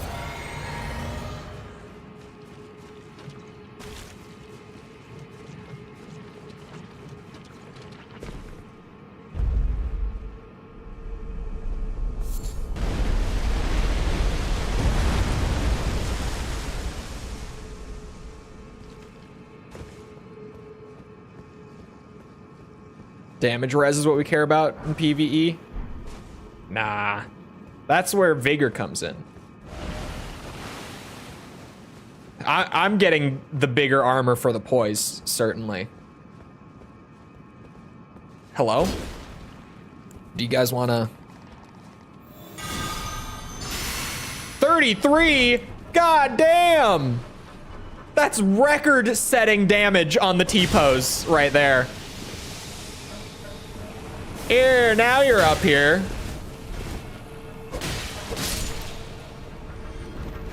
Oh my god, there's a lot of yous.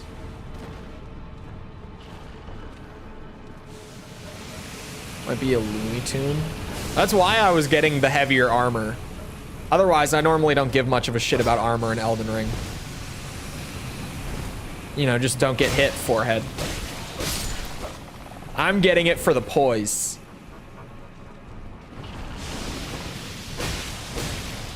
Oh god, don't. Do not, Cole.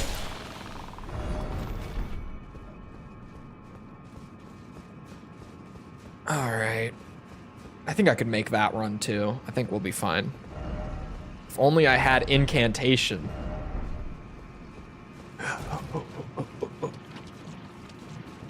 No. Ah, shit. I didn't make it. Oh.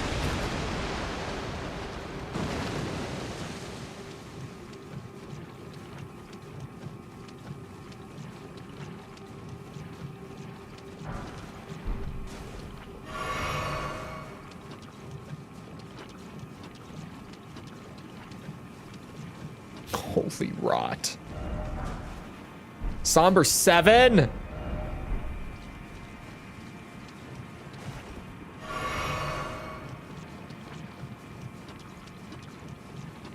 Maybe I should go get an incant for this. We're doing a holy build, right? Or is it a flame incant that cleanses you? I don't recall. I think it was flame actually, wasn't it? Maybe it doesn't fit the theme. Maybe we just tough it out. Fight it like a man. Flame cleanse me? Fuck. Ill-omened creature. I'm so not ready for this, but here we go.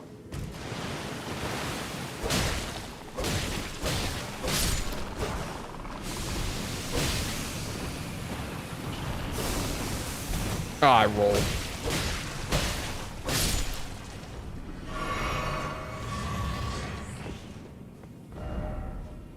Want to go home? Ah, keep moving. I saw that boss once and never, and noped out, never got near it again. It's fine.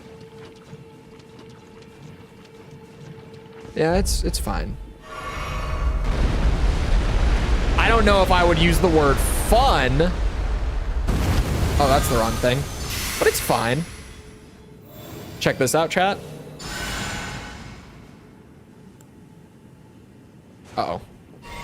We'll survive this rot infection yet. Don't worry.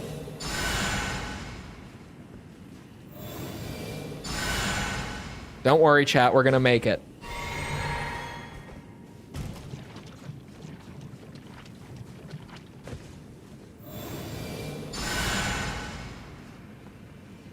We might not make it.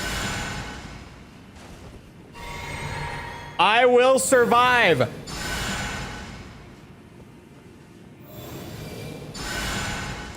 Right?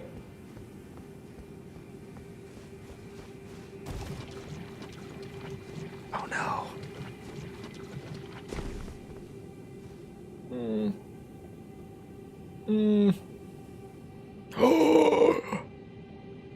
I told you.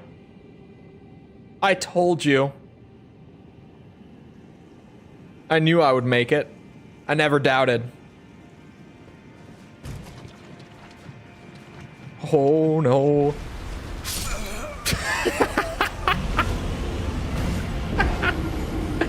The actual instant it procced. That was incredible.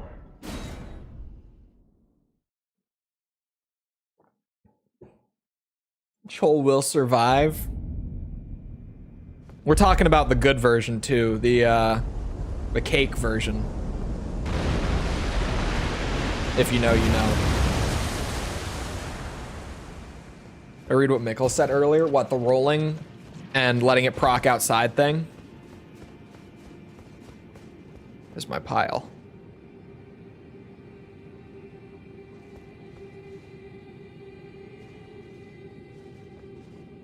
Yeah, I'm used to the weakened rot, clearly. Because I was kind of like, I don't even know if it's really all that, you know, necessary from having it apply to me earlier in the game, but clearly I've been getting the weakened version applied to me because that hurt a lot. Like a whole lot.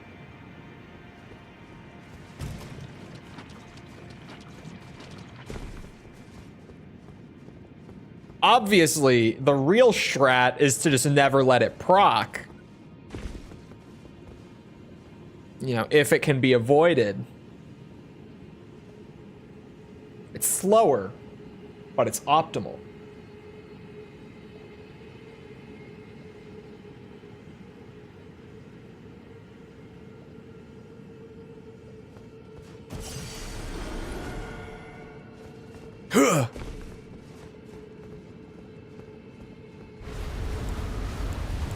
All right. I maybe got this.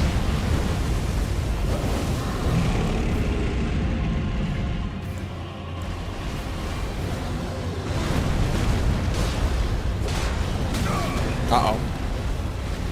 No. That's the really bad one, too. I was in it.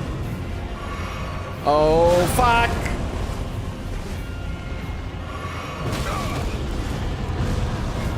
Planet of the Apes? Oh, fuck.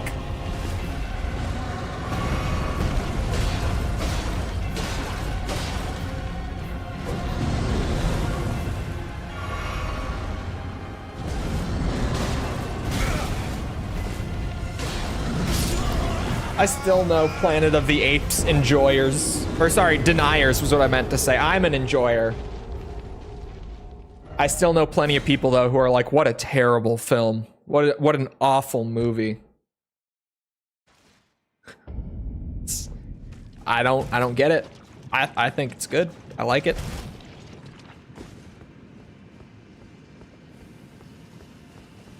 This is the weak one.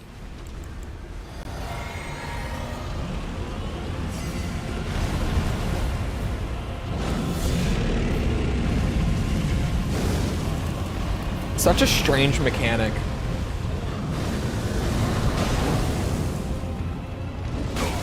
Ow. Oh fuck. I thought I would be able to do that. Oh fuck. I'm dead. We're fine.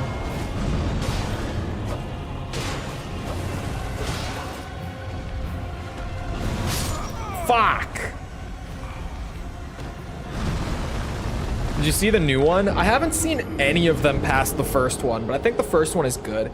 I also know people who think that Mad Max Fury Road sucked. So I think I just know people who don't like fun movies, to be honest.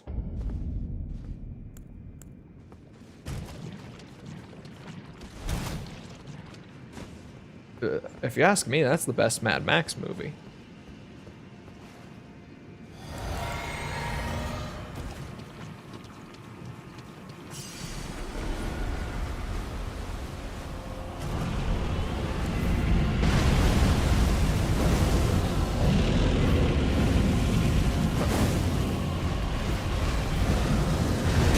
Fuck. I'm dead. We're fine. Every time.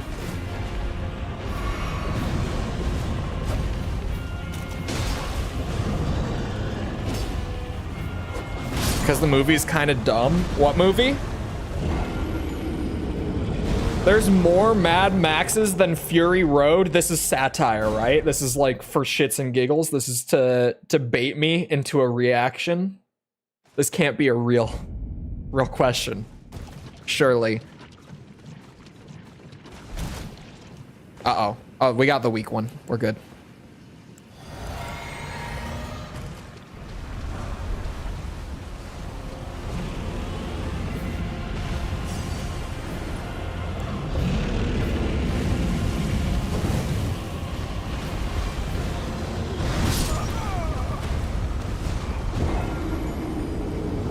Yeesh. Okay. We might be here longer than I thought we would be. Never heard of any Mad Max beside have you heard of Furiosa? The one that came out like, what, 2 or 3 weeks ago?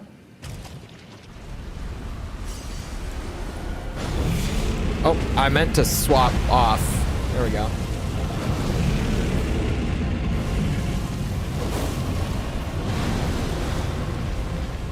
Who talked me into Lake of Rot? Why are we here? How did we get here at this stage in the game? Why did I not just wait and come back later?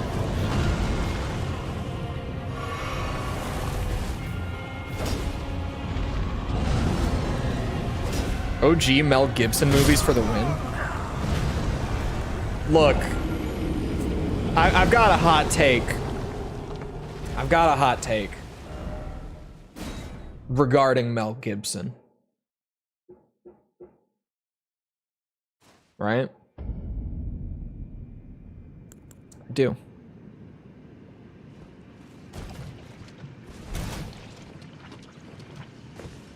I don't think he was ever that good. Freedom? I think Braveheart sucks. There's the real, that's gonna be the one. That, like, half of the men in chat just came unglued. I think Braveheart is not good.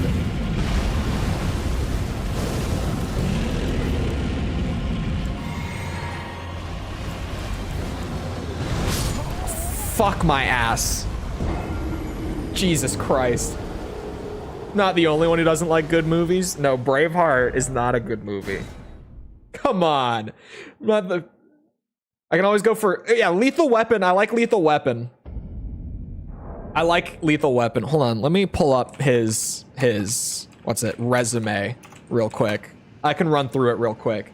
I think he's very over... Like, Mad Max is good. Here we go. I want... Here we go. Director.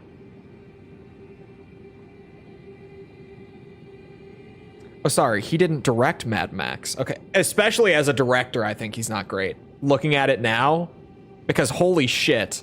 Hold on. I'll pull this over.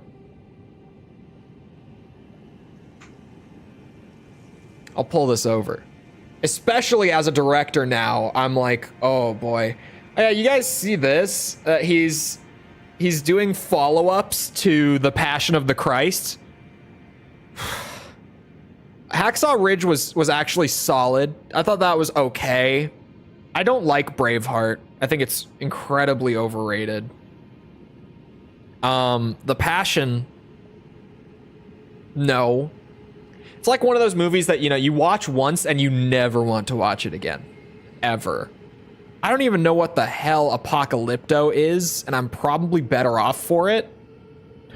I would have to assume. Especially as a director. I thought, what's it called?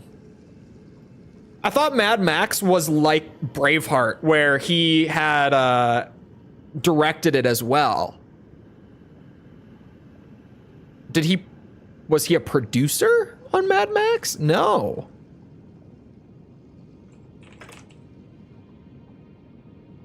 Sorry, Control F. There we go. Yeah, I guess he only acted in these. I had thought he like acted in and produced these. I thought it was like a Braveheart thing. But I guess not. No, he was just Max and that was it.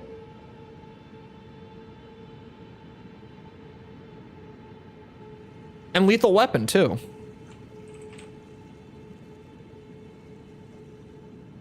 Yeah, just actor. Oh, wait.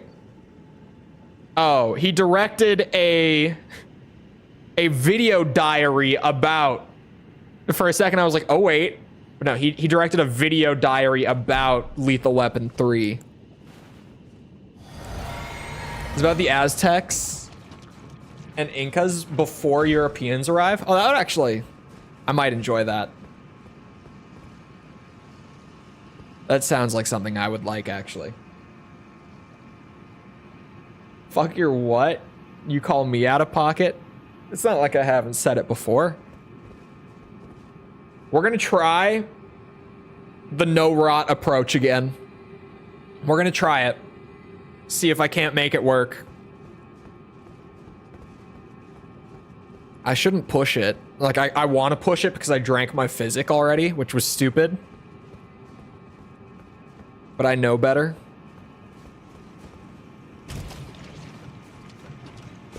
We're gonna go for the no-rot approach. See if I can't make this work again. So many words that I thought were banned. Oh, because Mickle's a mod. The chatbot doesn't have authority over the other moderators. It has like equal authority, so it can't time them out. Otherwise, it would.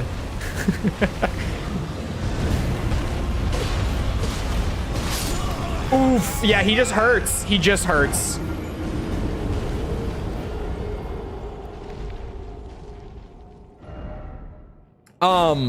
But like, fuck isn't even the chatbot holding it. Normally YouTube holds it, but in the same sense, YouTube gives mods the pass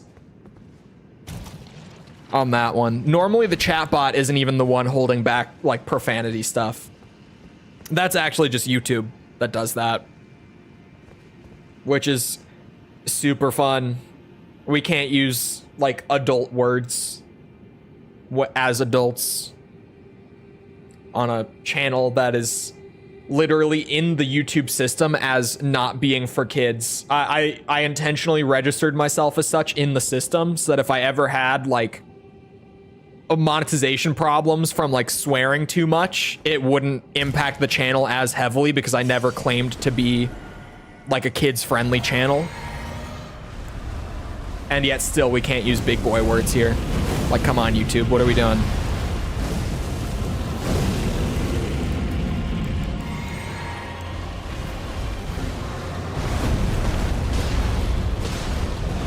Early. In the first 90? No, it was never 90. It was the first 15 seconds of a video. Now they reduced it down to 7. It's the first 7 seconds now. Has been 7 for a bit.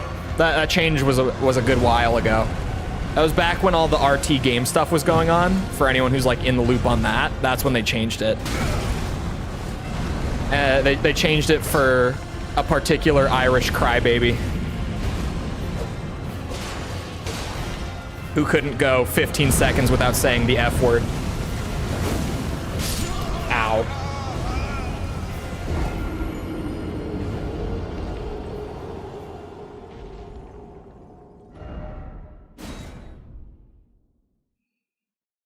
To twist his arm into such things? I don't know what you mean recruit people. I don't know what you're talking about.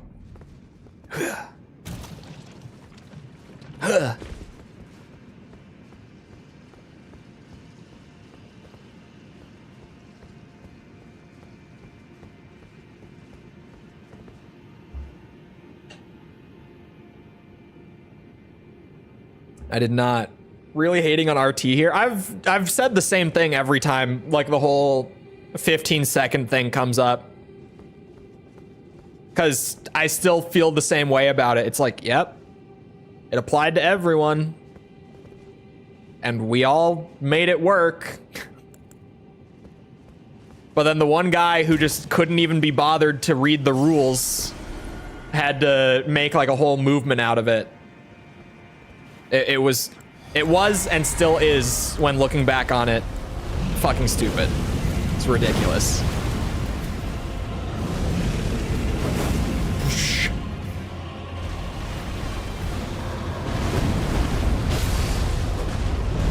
Ow. Oh no. Oh my god. What is that? Elden Ring characters don't take that long to stand up. What the fuck?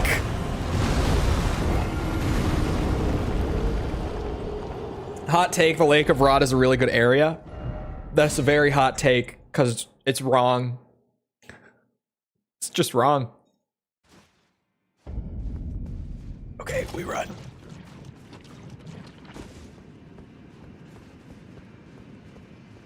The no rot approach definitely is safer in the instance where my character doesn't take 5 minutes to stand up after getting knocked down. I don't know what that was. I like poison swamps. I don't hate them. I think Lake of Rot is the worst of them, at least from what I've played. Because it's not just poison. It's like crazy buffed poison. And then they do this shit. Where it's like, oh yeah, boss fight in the middle of the lake.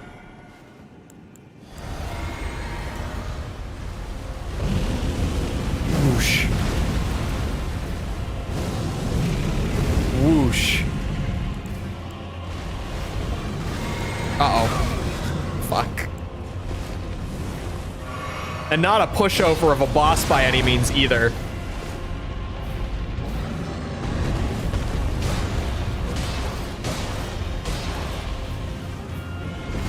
Oh, fuck that timing. That's... Okay. Okay. No. Why? Isn't even poison? I mean, it is. It's just buffed poison. Maybe Mickle's right about my vigor. Maybe my vigor's way too low. He might be onto something. I'm not gonna lie, chat. It's the age-old parable of ye Elden Ring. If you're running out of Crimson Tears before the boss, or sorry, if the boss is killing you, I got it completely flipped around. If the boss is killing you before you use all of your heals, it's because your health bar isn't big enough. Ye oldie parable.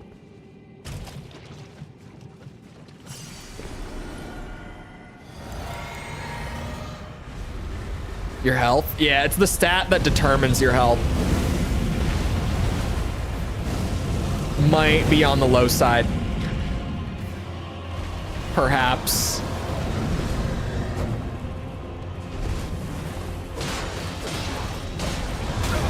Ow.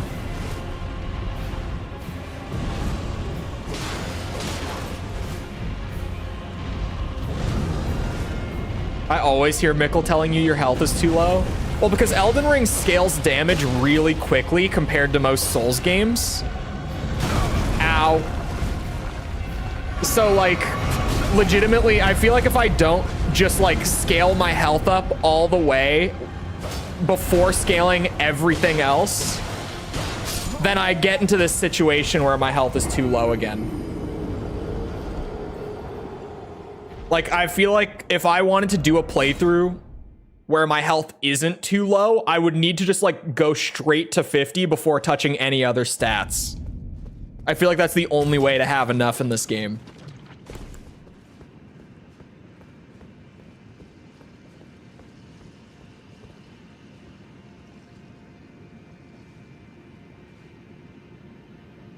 The biggest return per level is vigor. It might be true. But, like, I need damage. I needed endurance. I needed mind. This is a stat-hungry build. I need to pump stuff other than my health bar. And I still don't have enough of, like, damage scaling and stuff.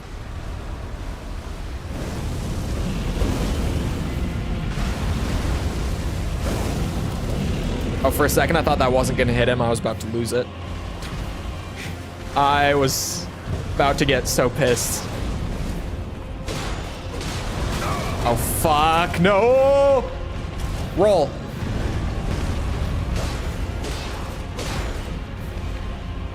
Uh-oh.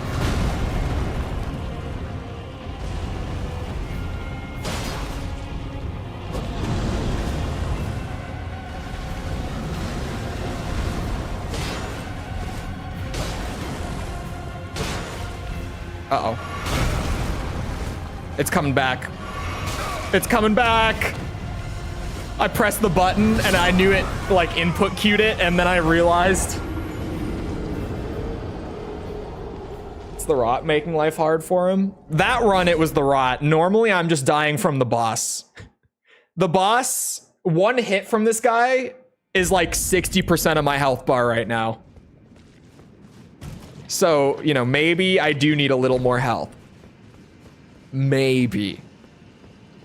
I might be willing to admit this time that my health bar is not as large as it should be.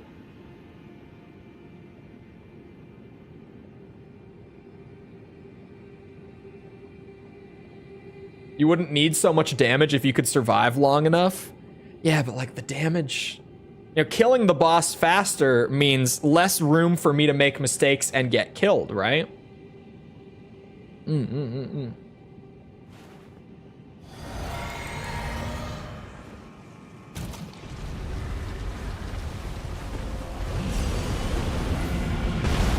Ideally, I could strike like a balance of the two. Maybe I just use the flame swing. Speaking of having no damage. Fuck. Never mind. Too committal. Take it back.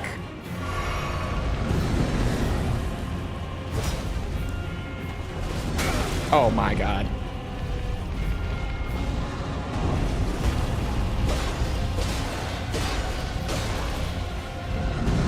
Ow. Ow.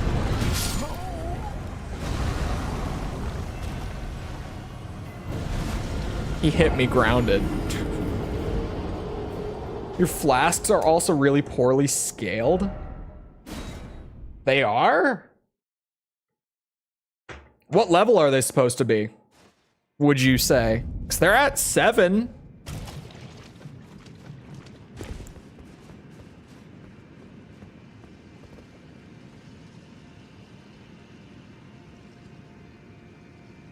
What do you mean they're poorly scaled?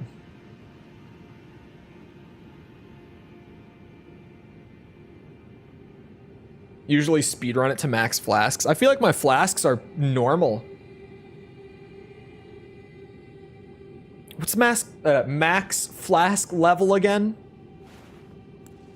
It's like 12, right? Isn't it 12 in Elden Ring?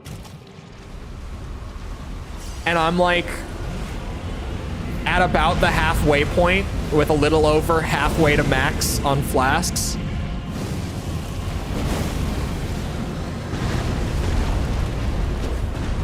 Uh-oh, early dodge.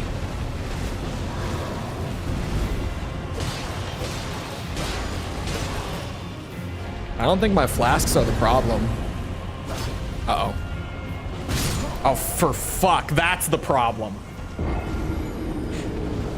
Is getting killed for more than half of my health getting hit for more than half of my health by this boss is the problem. For sure.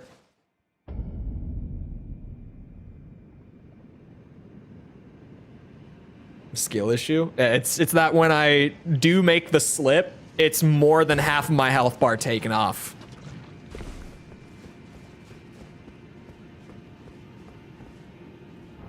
Let me look. Elden Ring, what are they called? Golden Seed locations, right? I'm in Lake of Rot. Oh wait, no, not Golden Seeds, my bad. No. Not Golden Seeds. The Sacred Tier. Sacred Tier is what I'm thinking of. Here we are. So the areas I've been through is like 1, 2, 3, 4, 5, 6, 7. 7.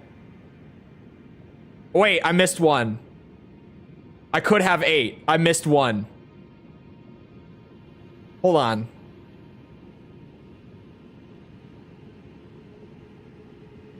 Which one did I miss? Which of those locations? It's probably one of the Liurnia ones. No. I would have got, it's this one. I never grabbed that. That's the one I'm missing. But like even then, I'm only 1 level behind. I only missed one of them.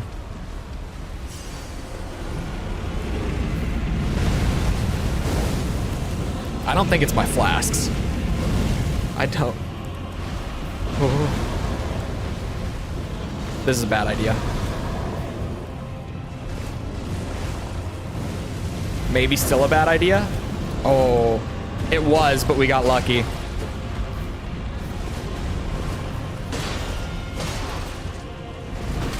Fucker, every time.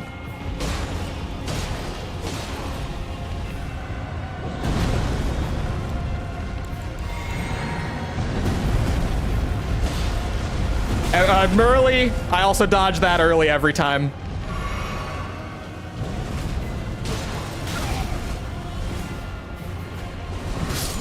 Fucker. Is Radahn's Great Rune? I don't have it.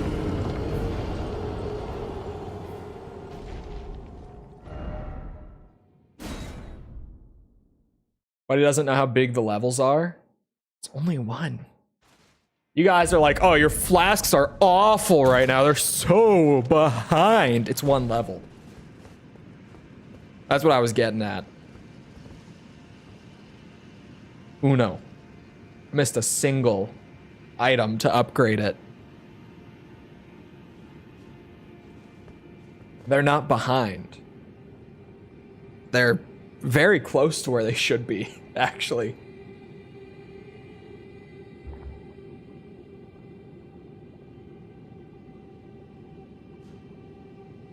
Yeah, vigor is the problem.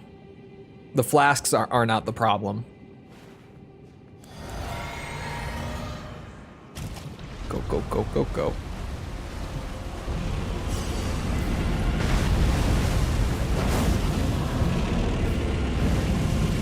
Whoosh.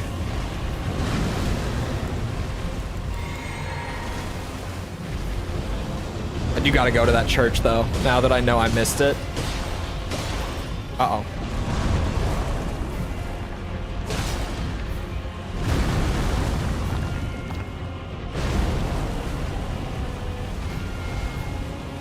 Way below average? I think it's pretty average, actually. Fuck! One of those was even like one of his like minor damage attacks. I would even say in some countries it's massive.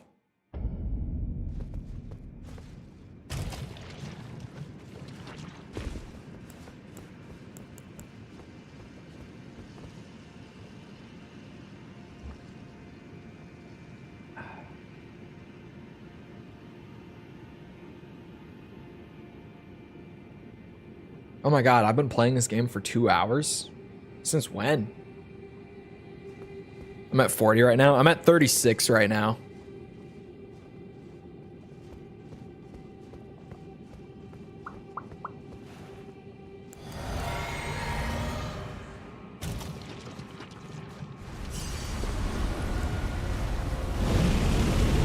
Whoosh. Whoosh. Haha!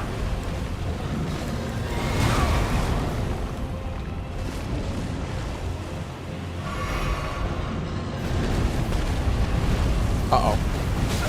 Of course. Holy damage. That's not even more than half. Like, I've been saying more than half. That's like 80% of my health bar with that attack. Fuck off.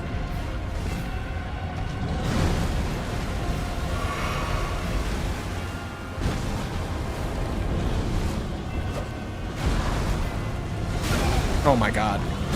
Oh, fuck. I was grounded. God damn it. I was spamming my dodge button to get up.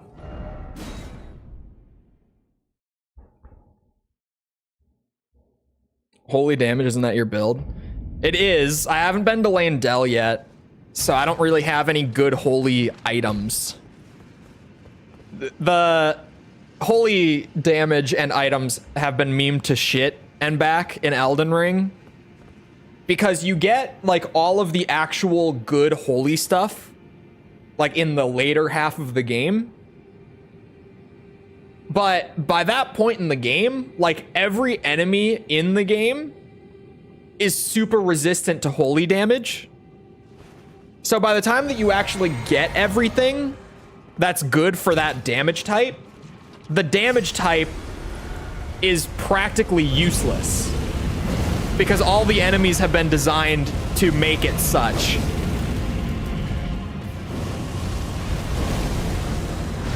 It's one of the many balancing problems with Elden Ring. Ow. Go to Altus. We're doing things in standard progression. Ow, fuck. Based on at least like recommended level per area. We're going with like the standard progression as is coded into the game, because obviously it's open world and there's all these places that you can go but you never need to go and blah blah. We're doing things in like what seems to be the intended order, at least based off of how the devs have balanced the progression. And weirdly, that dictates that Lake of Rot comes before Altus Plateau. I've told you why I'm not using Sacred Blade. We've been over this like 5 times.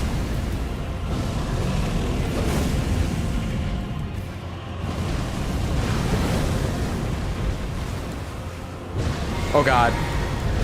Oh god. Ooh. Hey, I'm early again. I waited.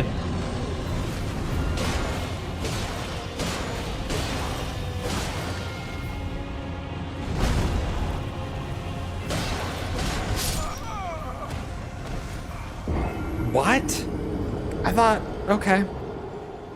I've run over to that foot before when he sticks his hands in the ground. And I know that it's based on which side, but even with the both hands, I've run over to that foot and been fine every other time. So I just thought I was fine that time. I guess maybe it's inconsistent and I should not do that. But I really thought that I was safe there. Yeah, hold on. Altus Plateau is set for immediately after Lake of Rot, though. At least, like, going, again, off the, like, the levels and stuff. Because the devs don't have any, like, hey, here's the order you're supposed to do things. So the quote-unquote intended order is just coming from the stat and level scaling of the enemies in each given area.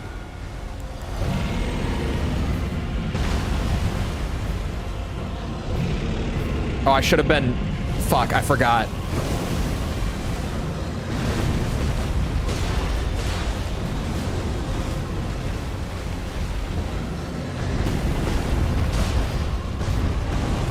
Oh, I don't know how that didn't hit me. Bro, stop spamming the same bullshit.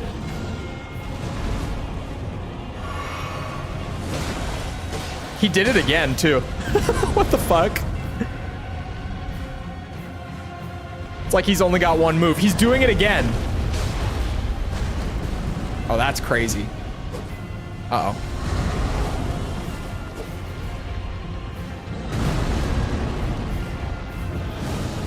We're going for it. It didn't work.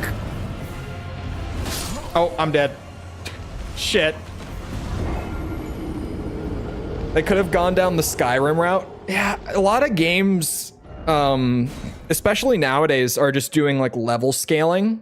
And I get it, because it means that wherever you are, like there's never that sort of thing where like, oh, because I did this first, because I found this first, in this other area that I would have wanted to explore, had it actually been useful, like I'm not getting any actual progressions, so now I don't want to explore it.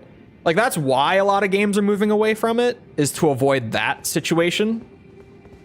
But like having areas that are more or less dangerous at any given point in the game kind of makes the areas more interesting, even if it means that maybe like you don't find weeping until after you've cleared like Liurnia. Like sure, that happens, but it just makes areas more interesting for the most part. There are exceptions to that, and those exceptions aren't necessarily entirely exceptions. It's just on any given playthrough, an exception could arise because of how the system works. It won't be the same for every player.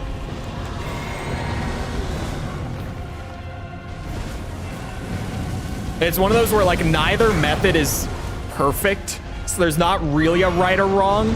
I personally prefer having like the areas distinctly leveled rather than scaling everything to the player, but that's just me. There's value in both. Give me those feet! Give me them dogs! Okay. Finally. Fuck that bitch. Am I right? Dragon scale. That looked neat. Or was it? It's a cool looking sword. I want to just peek at it. Oh, it's a katana. That's right. This is the ice lightning ash katana. It's cool. I've never used it.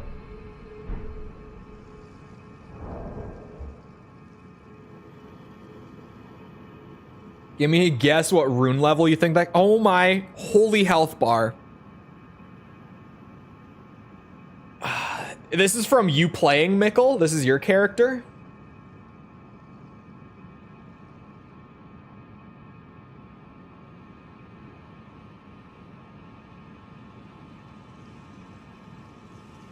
I'm gonna say...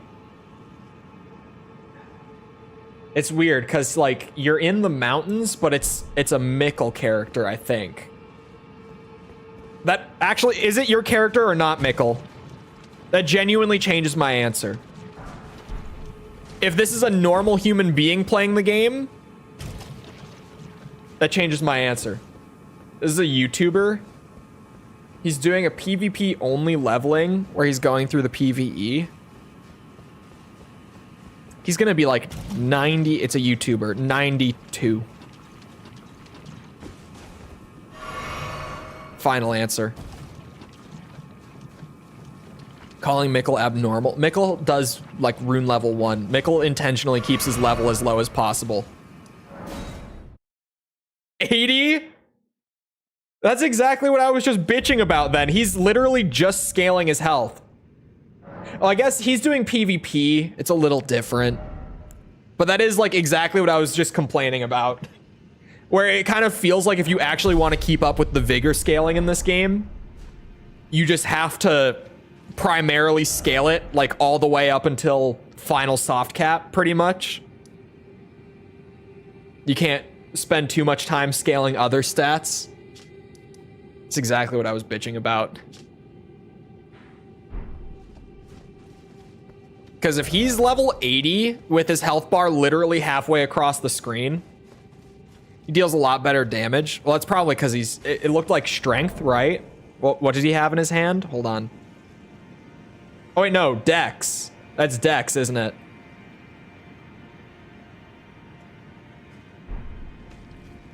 It was really inefficient with leveling.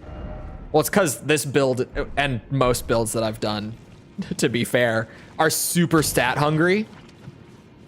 Because like here, I need to have vigor, mind, endurance, faith, and intelligence all scaled. It's not entirely a me problem. It's partially, that's just the build needs all 5 of those stats to actually function properly.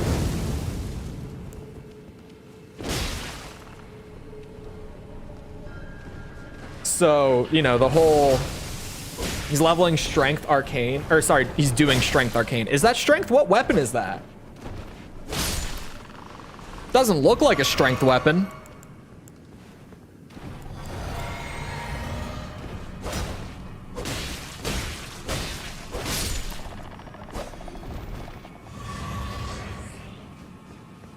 Unless I go into another new game. Why are you upgrading everything? What?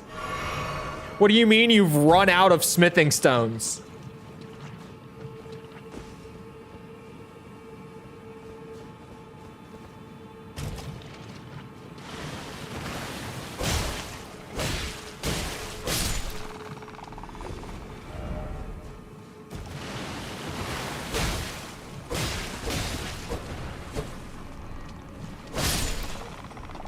I've got like a whole smithing stone warehouse in my back pocket right now.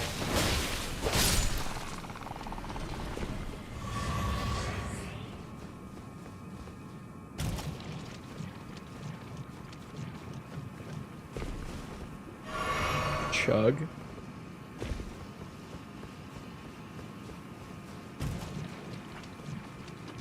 I was going back that way, right? There's nothing. Oh, there is something over there. Hold on.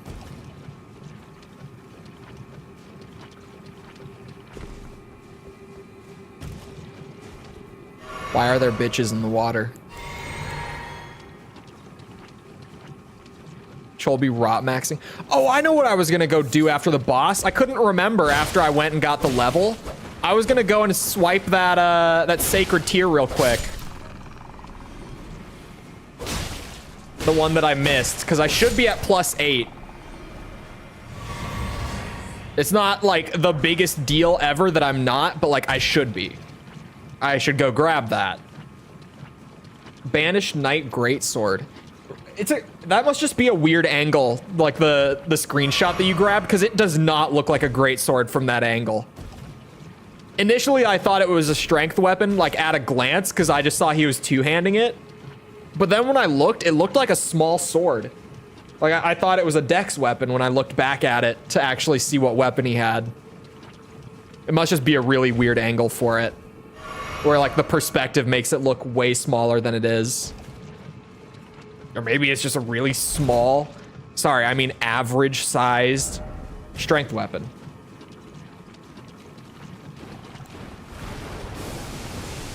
Hate for Mickle to see me play a game like this. You should play games like this, Jess, just saying. They're wonderful games. Just throwing it out there. And unlike Hollow Knight Silksong, they're real. Like you can actually play them. Developers have put in the time to make them. That's okay. That was that one was a low blow. I went too far. I'm sorry. You just want to hear about my suffering? Well, it's like a collective suffering, right? You know, human beings bond through shared trauma. That's why the Souls community is so tight, you know? It's why it's so wholesome. Aside from, like, the backseating that happens that it's notorious for. Other than that, it's very wholesome, and that's probably why. Somber 8! That's not immediately exciting, but I've found one. First Somber 8 of the run.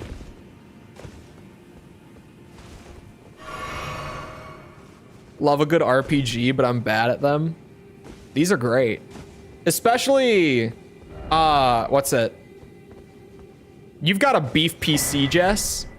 You could do what Chole considers to be the best way to experience Souls. Release order. Because you could pick up a Demon Souls copy and run it on your computer. You could. I know you could from firsthand experience. Even like Demon Souls is super optimized on emulator.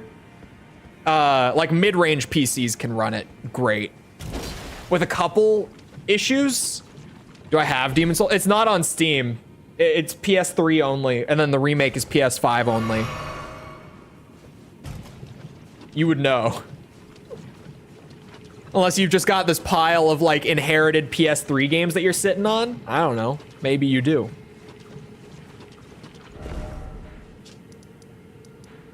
Demon Souls remake is like allegedly gonna come to PC someday. Wait, he's at 44? No, the fuck he's not. He's just using a ton of boosts then. Oh, is that Radon? His Great Rune, Mickle. What Great Rune does he have? Because, like, I'm at 37 with a talisman that boosts vigor.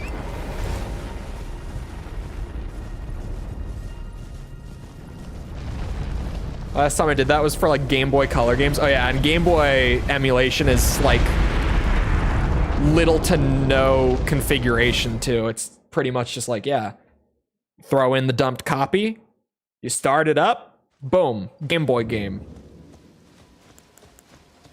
You get a YouTube guide going, you'll have it running in like 30 minutes at most. Because, you know, you'll probably have like a bug that you then have to like Google and find on Reddit or something, but that...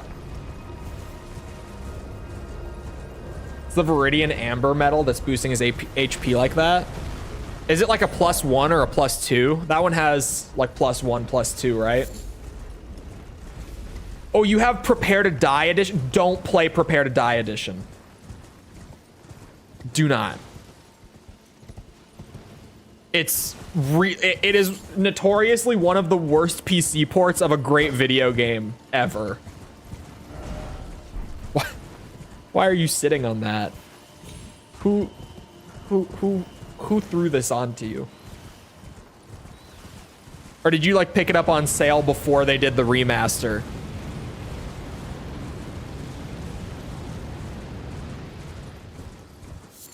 Because Dark Souls remastered in air quotes is kind of a, you know, it's just marketing buzzwords. They like mildly increased the quality of the lighting. What is Prepare to Die edition? It's the original PC port of Dark Souls 1 from before they did the remaster. You can't even buy it anymore. They delisted it after the remaster came out, which some people would tell you they did because, you know, poor business practice and all that. But I'm pretty sure they did it because they didn't want the stain of Prepare to Die edition to remain on the company. Because Dark Souls 2, you can still buy the original on Steam. Even though, what's it called? Scholar is out and a thing. So I don't think that it's FromSoft just having like terrible, you know, remaster business practice. I think it's legitimately like, yeah, we don't want people to buy this. Because, wow. It is a notoriously awful port. Like, one of the smaller things, but just one of the funny things about it is, like, controller works with the game, but if you use a controller on the PC version, the button prompts don't change. Or if you rebind any of, like, the mouse and keyboard controls, they also don't change the button prompts. It's not like a major thing, but it kind of tells you like what kind of port we're talking about. Where you'll like, you know, plug in your controller, your Xbox controller, walk up to like the first interactable in the game, and it will be like, press E.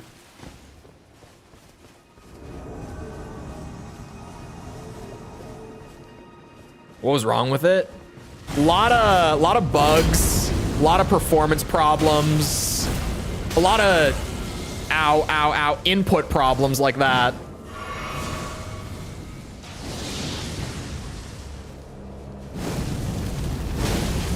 I hate that I'm tempted.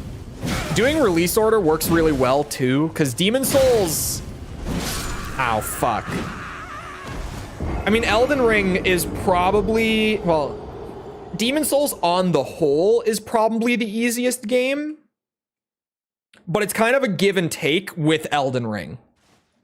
Because, like, Demon Souls, like, common enemies and just, like, the level design and stuff is way more likely to kill you than the common enemies and the environments and stuff in Elden Ring. But the bosses in Demon Souls have nothing on Elden Ring bosses. Elden Ring bosses are hard. Like, really hard. But then... the rest of Elden Ring is not very hard.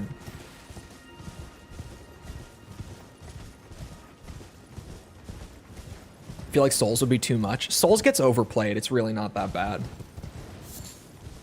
It's really not. Especially if you start with Demon Souls. Like, I started there and I was chilling. I mean, you'll die, but it's not going to be like infuriating amounts of deaths, right? Getting to them is harder usually. Well, yeah, they are fairly difficult on a first playthrough, not to discredit that. Demon Souls bosses are like, once you know the gimmick sort of bosses, right? Where it's like, yeah, every time I go back and play Demon Souls, I rarely even die in a boss fight on replay because I know what to do. But when you don't know what to do, when you're playing for the first time blind, they'll kill you, certainly. You'll get a couple deaths out of a boss fight there. Is that bad because it's actually a bad game? I've said it before. If you think that Dark Souls 2 is genuinely a bad video game, you have not played many bad video games. Because Dark Souls 2 is a very solid game. It's worse compared to other Souls games, but like the design is perfectly competent. The controls are a little floaty. It has some areas that aren't fun. But like, that's about it. The bosses are too easy, probably. I would say the bosses are too easy, generally speaking. Has some good bosses, but the bosses are really easy in Souls 2.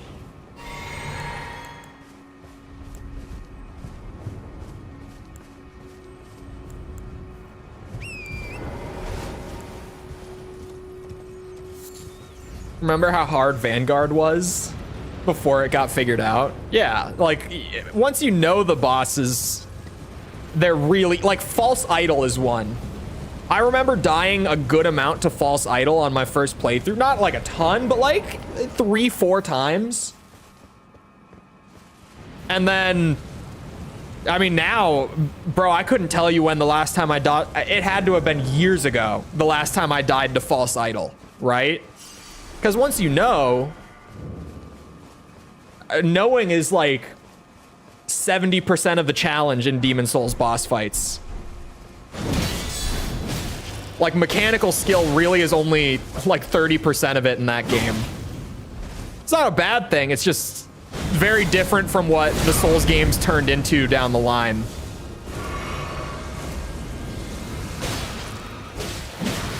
Oh, fuck. I forgot that the pokes and such would also inflict madness with this bitch.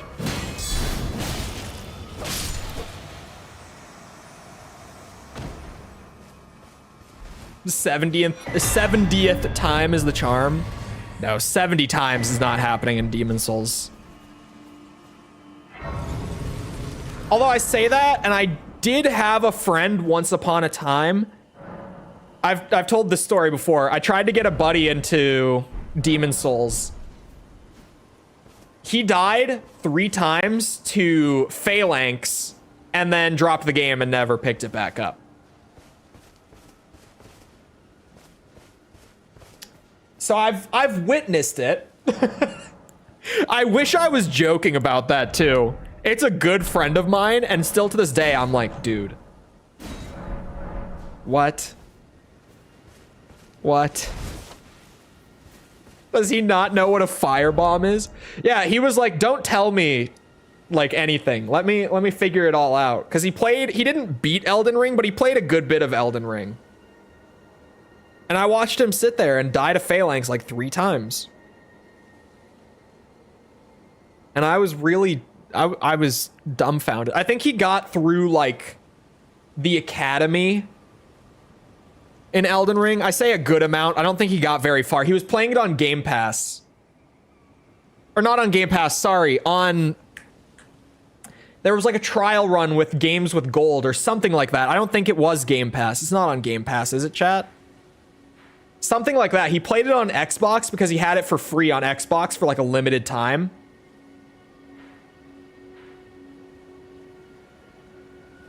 Before I consider doing Souls games, though, I think P5 is harder than most things in most Souls games. Genuinely.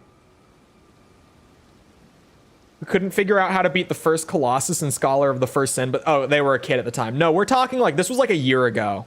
This is a friend of mine who's like in his mid-20s. This is a grown-ass man, for the record.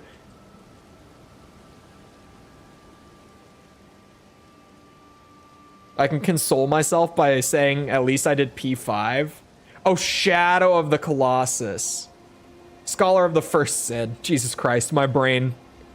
I've talked about it before. Streamer brain. Eventually you get so in the habit of like reading super fast and filling in the blanks as you go for like typos and all that. So sometimes I just read things totally wrong like that. There we go. +8 flasks. I don't want to hear about my flasks ever again. I couldn't do Pantheon 3.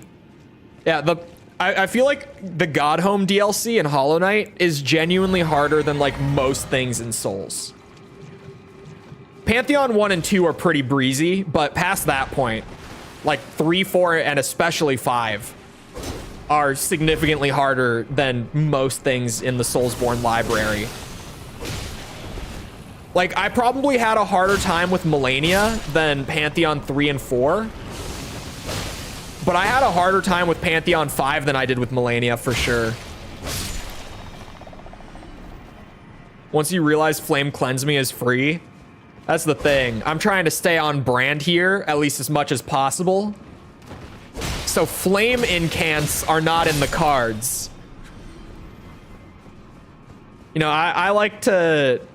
I mean, I've talked about it before. With like my one worry about when I eventually play Sekiro is that build variety is like one of my favorite parts of the Souls games. And because of that, like I always, like if I have a theme, I try to stick to it as much as humanly possible. So in this case, it's like, oh yeah, I know that there's a flame incant that gets rid of rot, and I have a faith build. But the difference is, I'm doing like a Golden Order themed build. So no flame incants for me. I could go and pick it up. Millennia is more challenging than NKG. I would agree on that. I think NKG is easier than Millennia, but I also seemingly find NKG much easier than the average person. Like, he was really hard at first, but I remember NKG took me less time than people expected it to. And he is actively like no, he's like my second favorite boss in Hollow Knight. If I booted up Hollow Knight right now, I could probably get him in like 3 tries. Once you get his movements down, he's not too bad. No, he's super telegraphed. Like, he's fast. The only thing with NKG genuinely is that he's fast. But everything is super telegraphed and has like a very clear counter to it. So after enough repetitions, he's pretty easy. Millennia is like, I spent hours fighting her. I still can't dodge waterfowl without getting hit. If waterfowl comes out, I'm eating damage at some point. I can dodge some of it, but at some point it's going to connect. Like, I'm not going to dodge all of it, ever. Actually, perfectly dodging waterfowl takes a stupid amount of repetition and practice.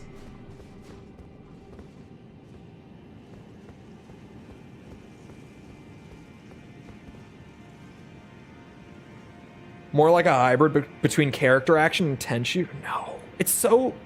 I mean, I've seen it played, and like the deflect system is cool, but like it's far too slow to be compared to character action.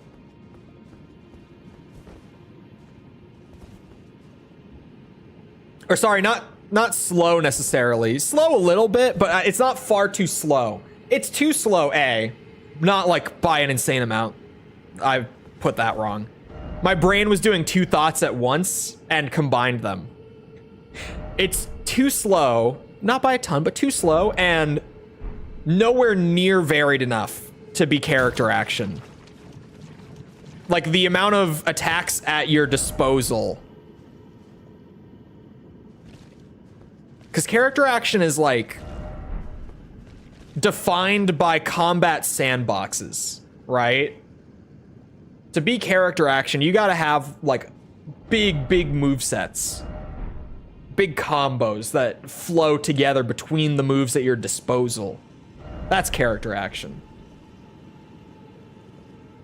Tom would be far too excited. That's a good reason, right?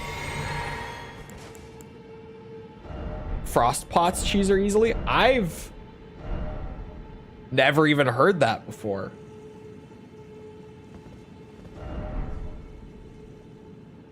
There are infinite ways of cheesing. That's also true. Hollow Knight doesn't have cheeses for the hard bosses. But FromSoft games are always like, well, yeah, there's something that's gonna make this ridiculously easy. Like, you never have to purely skill through it. There's always ways to make your life easier. Like right now, if I wasn't doing a super on theme build, I wouldn't have to take this break every time I step into the rot.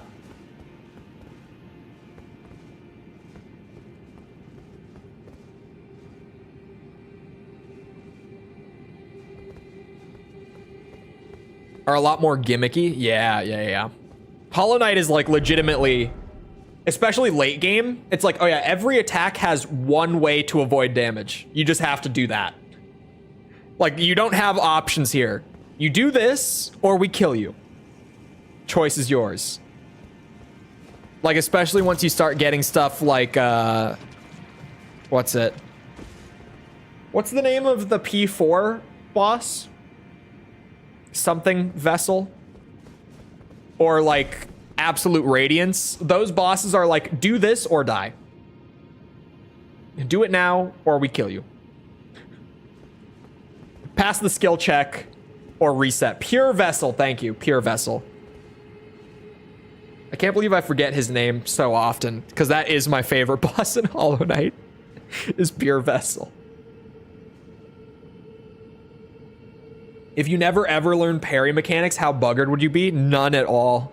You can go, I mean, actually, Sekiro is its own beast with that.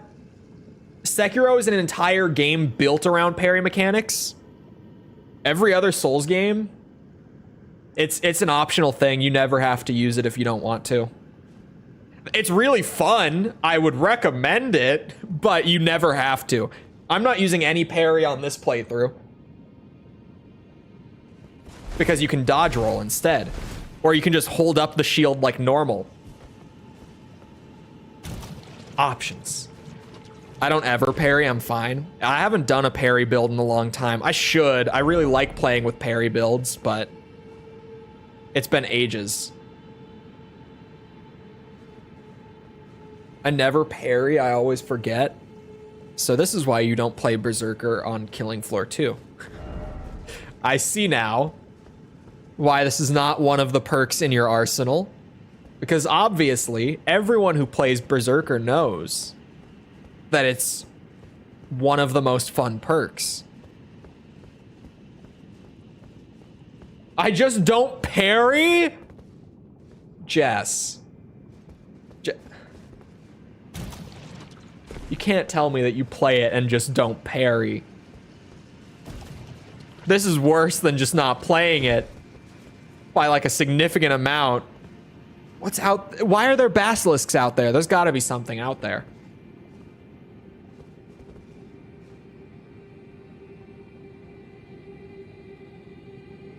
Hold on. I think it's one of my prestiged perks. When we're talking prestiged, how many times prestiged?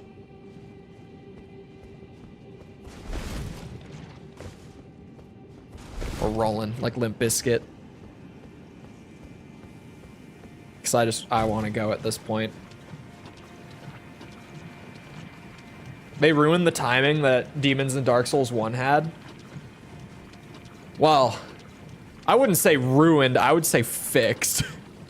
It's like there's a distinct difference between like Dark Souls 1 Demon Souls parrying and what it turned into after that. But it's because they fixed the janky as fuck parrying in those two games. The parrying wasn't right in those two. They made it feel more natural. But because they were so fucked in the first couple games, it made it totally different.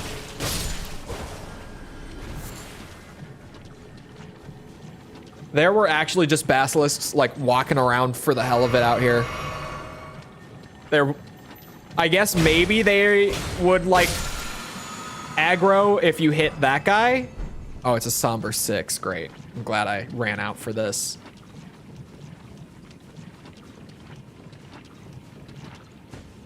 Yeah, I've prestiged it once. Never parried in that game in my life. Okay, Jess, wait. So you remember you've played this game on PCs before your current build, right? I'm just assuming. I don't know that for a fact, but I'm confident in the assumption.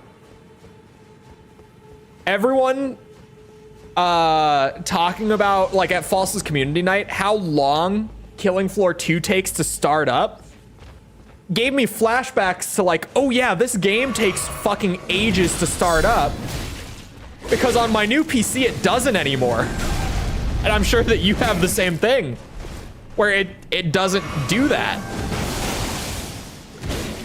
Stop. Ow. He's gonna kill me.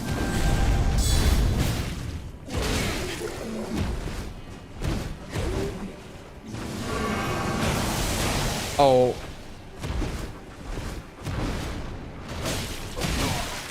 Ow. Ow. Used to take ages. Takes a little while on my laptop, but not too bad. Dude, on my old PC, it took so long, and everyone was complaining about the game taking like a full minute or two to load in, depending on who it was. And I was like, oh yeah, it does do that. It's just been so long since I've seen it do that that I kind of forgot that it does that.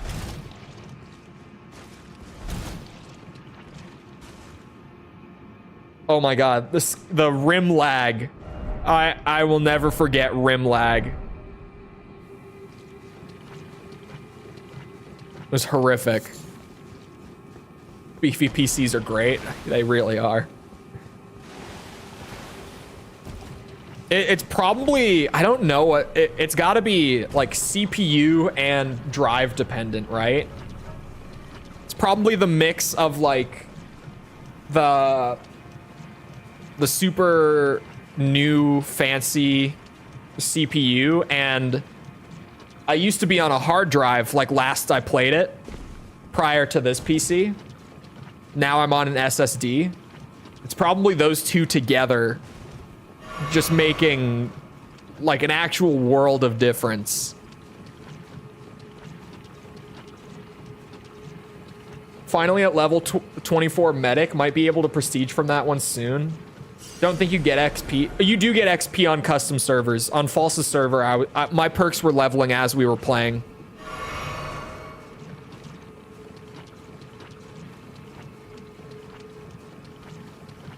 The heal flasks during this is beyond me, because we stick with the build. We stay on brand. What weapon am I taking in? What's it? Coated blade.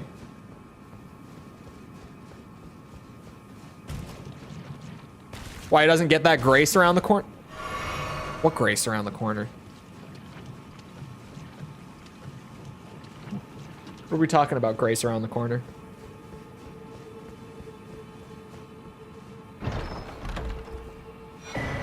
A fucking cookbook. Down that hall? Oh, okay. I thought we were talking about like back in the lake. He doesn't know. I haven't gone through Lake of Rot in more than a year.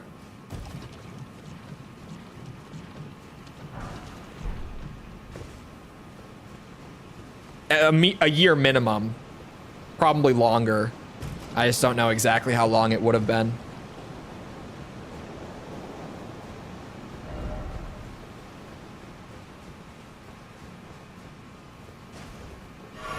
What's my favorite perk? I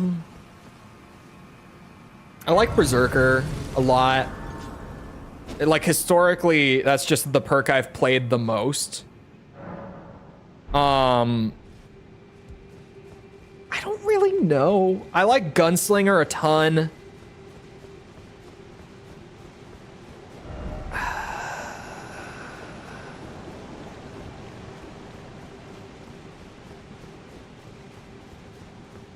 SWAT is up there, to be honest. Not because it's good, because it's one of the weaker perks in the game. At least when you're playing like Hell on Earth and stuff, like when you're playing the kind of KF2 where perk selection really matters. A lot of the time it's hard to justify bringing a SWAT, but SWAT's guns and perks are really, or sorry, not perks, skills. I always think of it as like classes and perks, even though I have played plenty of the game to know that that's not what they're called. But its weapons and skills are really fun. How the fuck do I get back up there?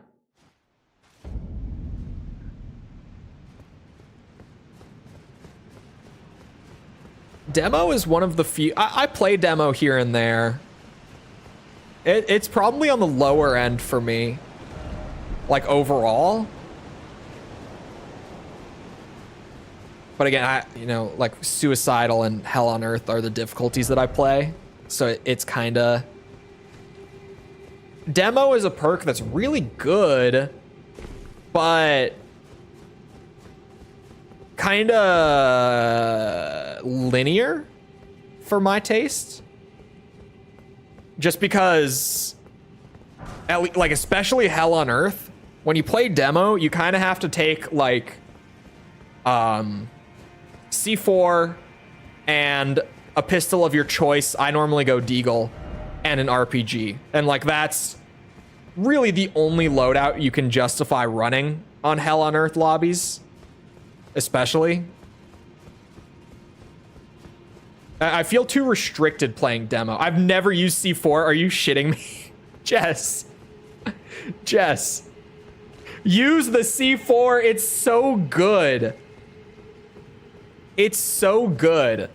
What do you mean you've... Oh, that is where I dropped down. I'm stupid. I was like looking for a more clearly laid out ledge to drop off of. Oh, wait, no. Where the fuck do I drop down? Oh, I could do it. That's sketchy. I don't like that.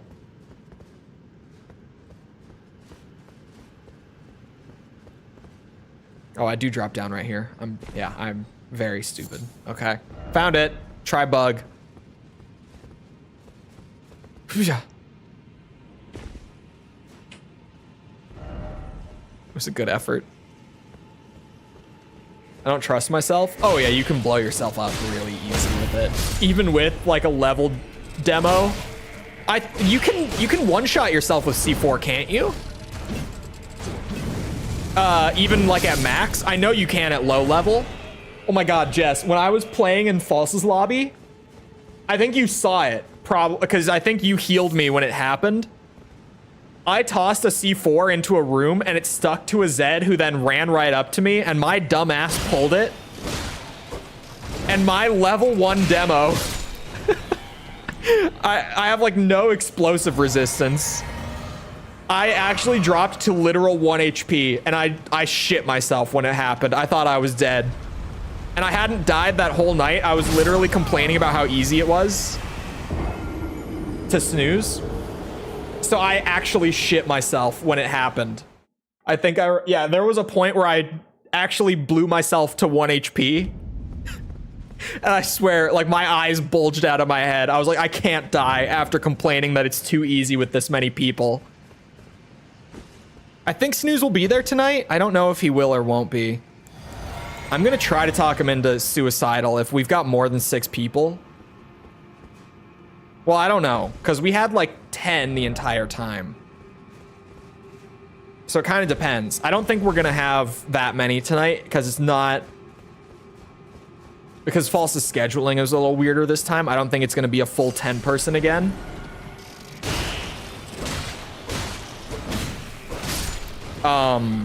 Could be. I'm just not expecting it to be. I'm thinking it'll be more like 6 or 7 this time around. But if we get a lot of people, again, I'm gonna try to talk him into going to Suicidal. Uh-oh.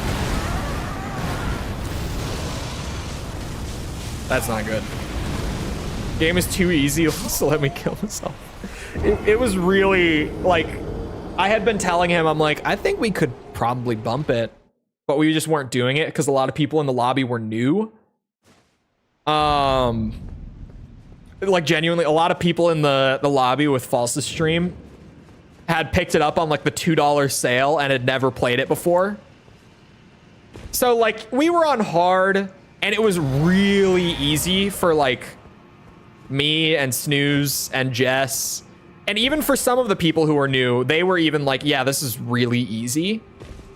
But we still had people dying, like, every once in a while. Someone, like, there were a good 4 or 5 deaths during the night. So, like, we left it on hard mode. But I wanted the chaos. Because I was like, you know, with this many people on this difficulty, no one here is actually like figuring anything out. Everyone's just kind of running around. Hazard, bless his heart, was like playing Berserker and running around with commando weapons, and I was just like, oh my god. I was like, snooze, please. We need the difficulty to where they can't get away with this shit. That we can't let them get into noob habits like this.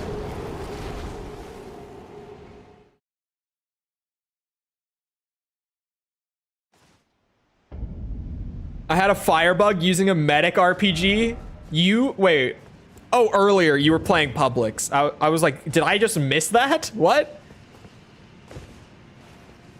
He doesn't have to fight in Rot. Will it actually follow me all the way out? Might be useful information, perhaps.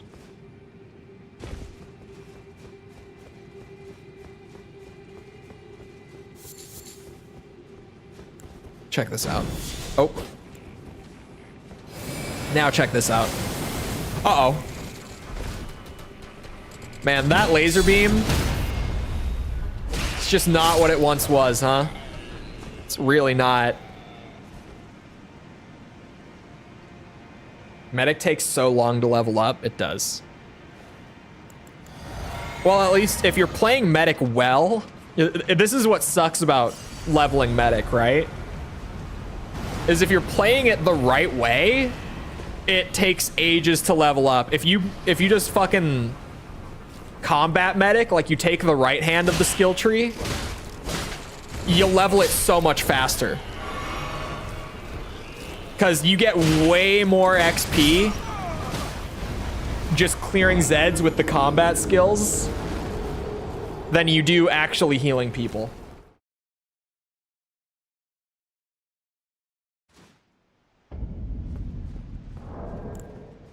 How many? Oh, I could just yoink a level here. I told you it will find you. Yeah, I might have to clear the shrimps first. I think clearing the shrimps out before triggering the boss might be the way to go. Perhaps.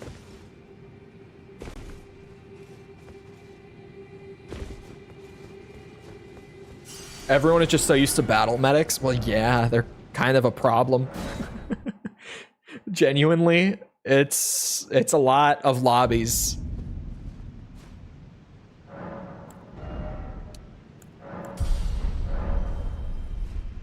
I do want to soft cap my health and just not have to worry about it.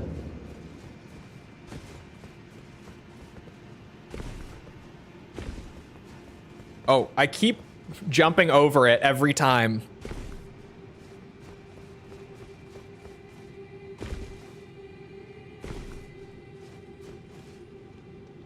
As a battle medic, y'all some bitches. You can't be playing battle medic on Killing Floor 2. You can't do it. Well, you can in like normal and hard mode lobbies, to be fair, where healing isn't really as big of a deal. We're not going to talk about it. We're not going to talk about it.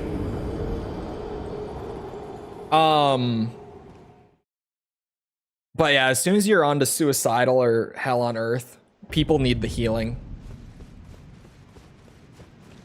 Getting dusted by the cum missiles. He's not wrong, is the thing.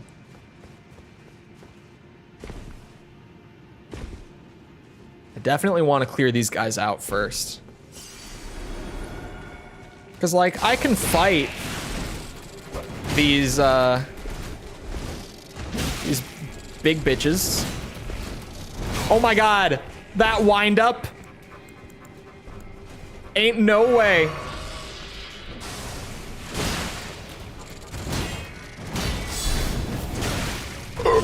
Fuck me.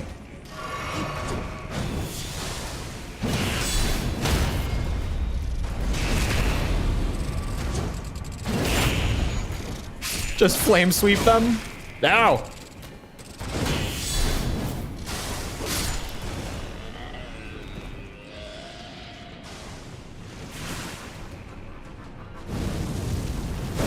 baby. What the fuck?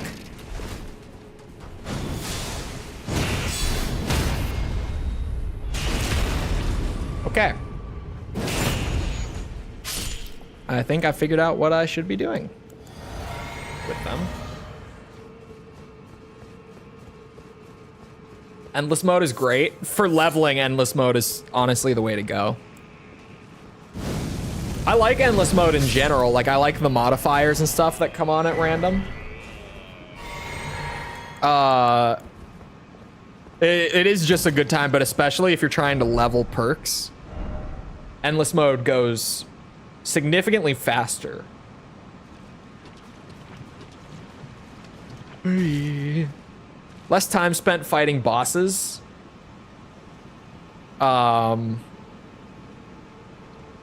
Just larger and larger hordes of Zeds as the game goes on. Just better for leveling stuff.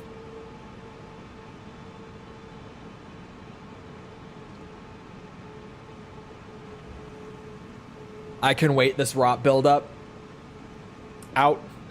Missed a word there. All day. Scrake level's a disaster. The Scrake level's fine. It's not that bad. Maybe it's because I always play like big Zed killers, like Berserker, Gunslinger. I'm gonna sneeze again, aren't I? Maybe. We'll see if it comes. It might. It went away for now. It felt really, really strong for a second. Oh, it might be coming back. I'm eating the buildup. Fuck. You have people that enrage every single one. But thankfully, with the amount of people in False's server when we were playing, that wasn't an issue. The rot. Use a rot bolus? I don't think I have any. It's always that one demo. Well, and the thing is with demos too, is they are big Zed killers. So sometimes they just really fuck up and enrage a Scrake, and then they don't know how to crown it with an RPG. And then you just have an enraged Scrake. It's especially painful when a demo sets it off, because the demo can one-shot it on any difficulty. Like a leveled demo, that is. But they can. They can do that. They can just one-tap it to the head. Oh, weapon. I don't think I have a bolus, to be real.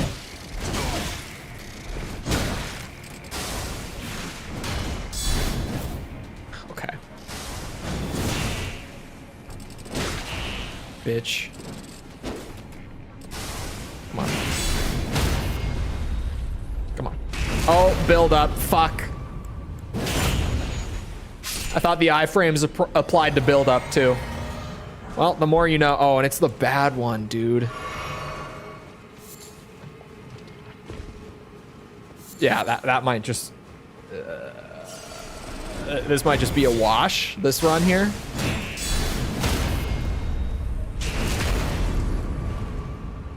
Hey, why there? Okay.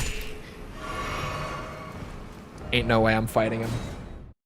And it's 4, and I'm actually super tight on time tonight. Super, super tight. I have an obligation that I have to squeeze in along with editing my next banger. Which no one knows what the video is, but let me tell you. It's maybe... It's in that phase where it's starting to come together. And I might think this video is as good as the MGS1 video currently. We'll see if it stays that way all the way through the end, but at least like the first solid chunk of the video, as good. Anyway, I hope you guys enjoyed. If you did enjoy and you haven't done so already, feel free to go ahead and leave a sub. Come back another time. We're doing this. We're doing... What are we doing? Armored Core, Ace Combat. What do I have scheduled for tomorrow? I think Armored Core, actually. Speaking of, I think that is tomorrow. I don't remember. We've been doing Ocarina of Time recently. We just started that up, and that's great. That's great. We're doing a bunch of stuff. Come back for any of it. Also, if you enjoyed and you haven't done so already, feel free to go ahead and leave a like, algorithm stuff, blah, blah, blah. If you're looking for links to anything outside of YouTube to engage with the community, things are in the description, like Twitter, Discord server, whatever. They're down there. Other than that, though, once again, I hope you guys enjoyed. I'll see you always back here next time. I hope you all have a great rest of your day. Thank you for coming to the stream, and goodbye.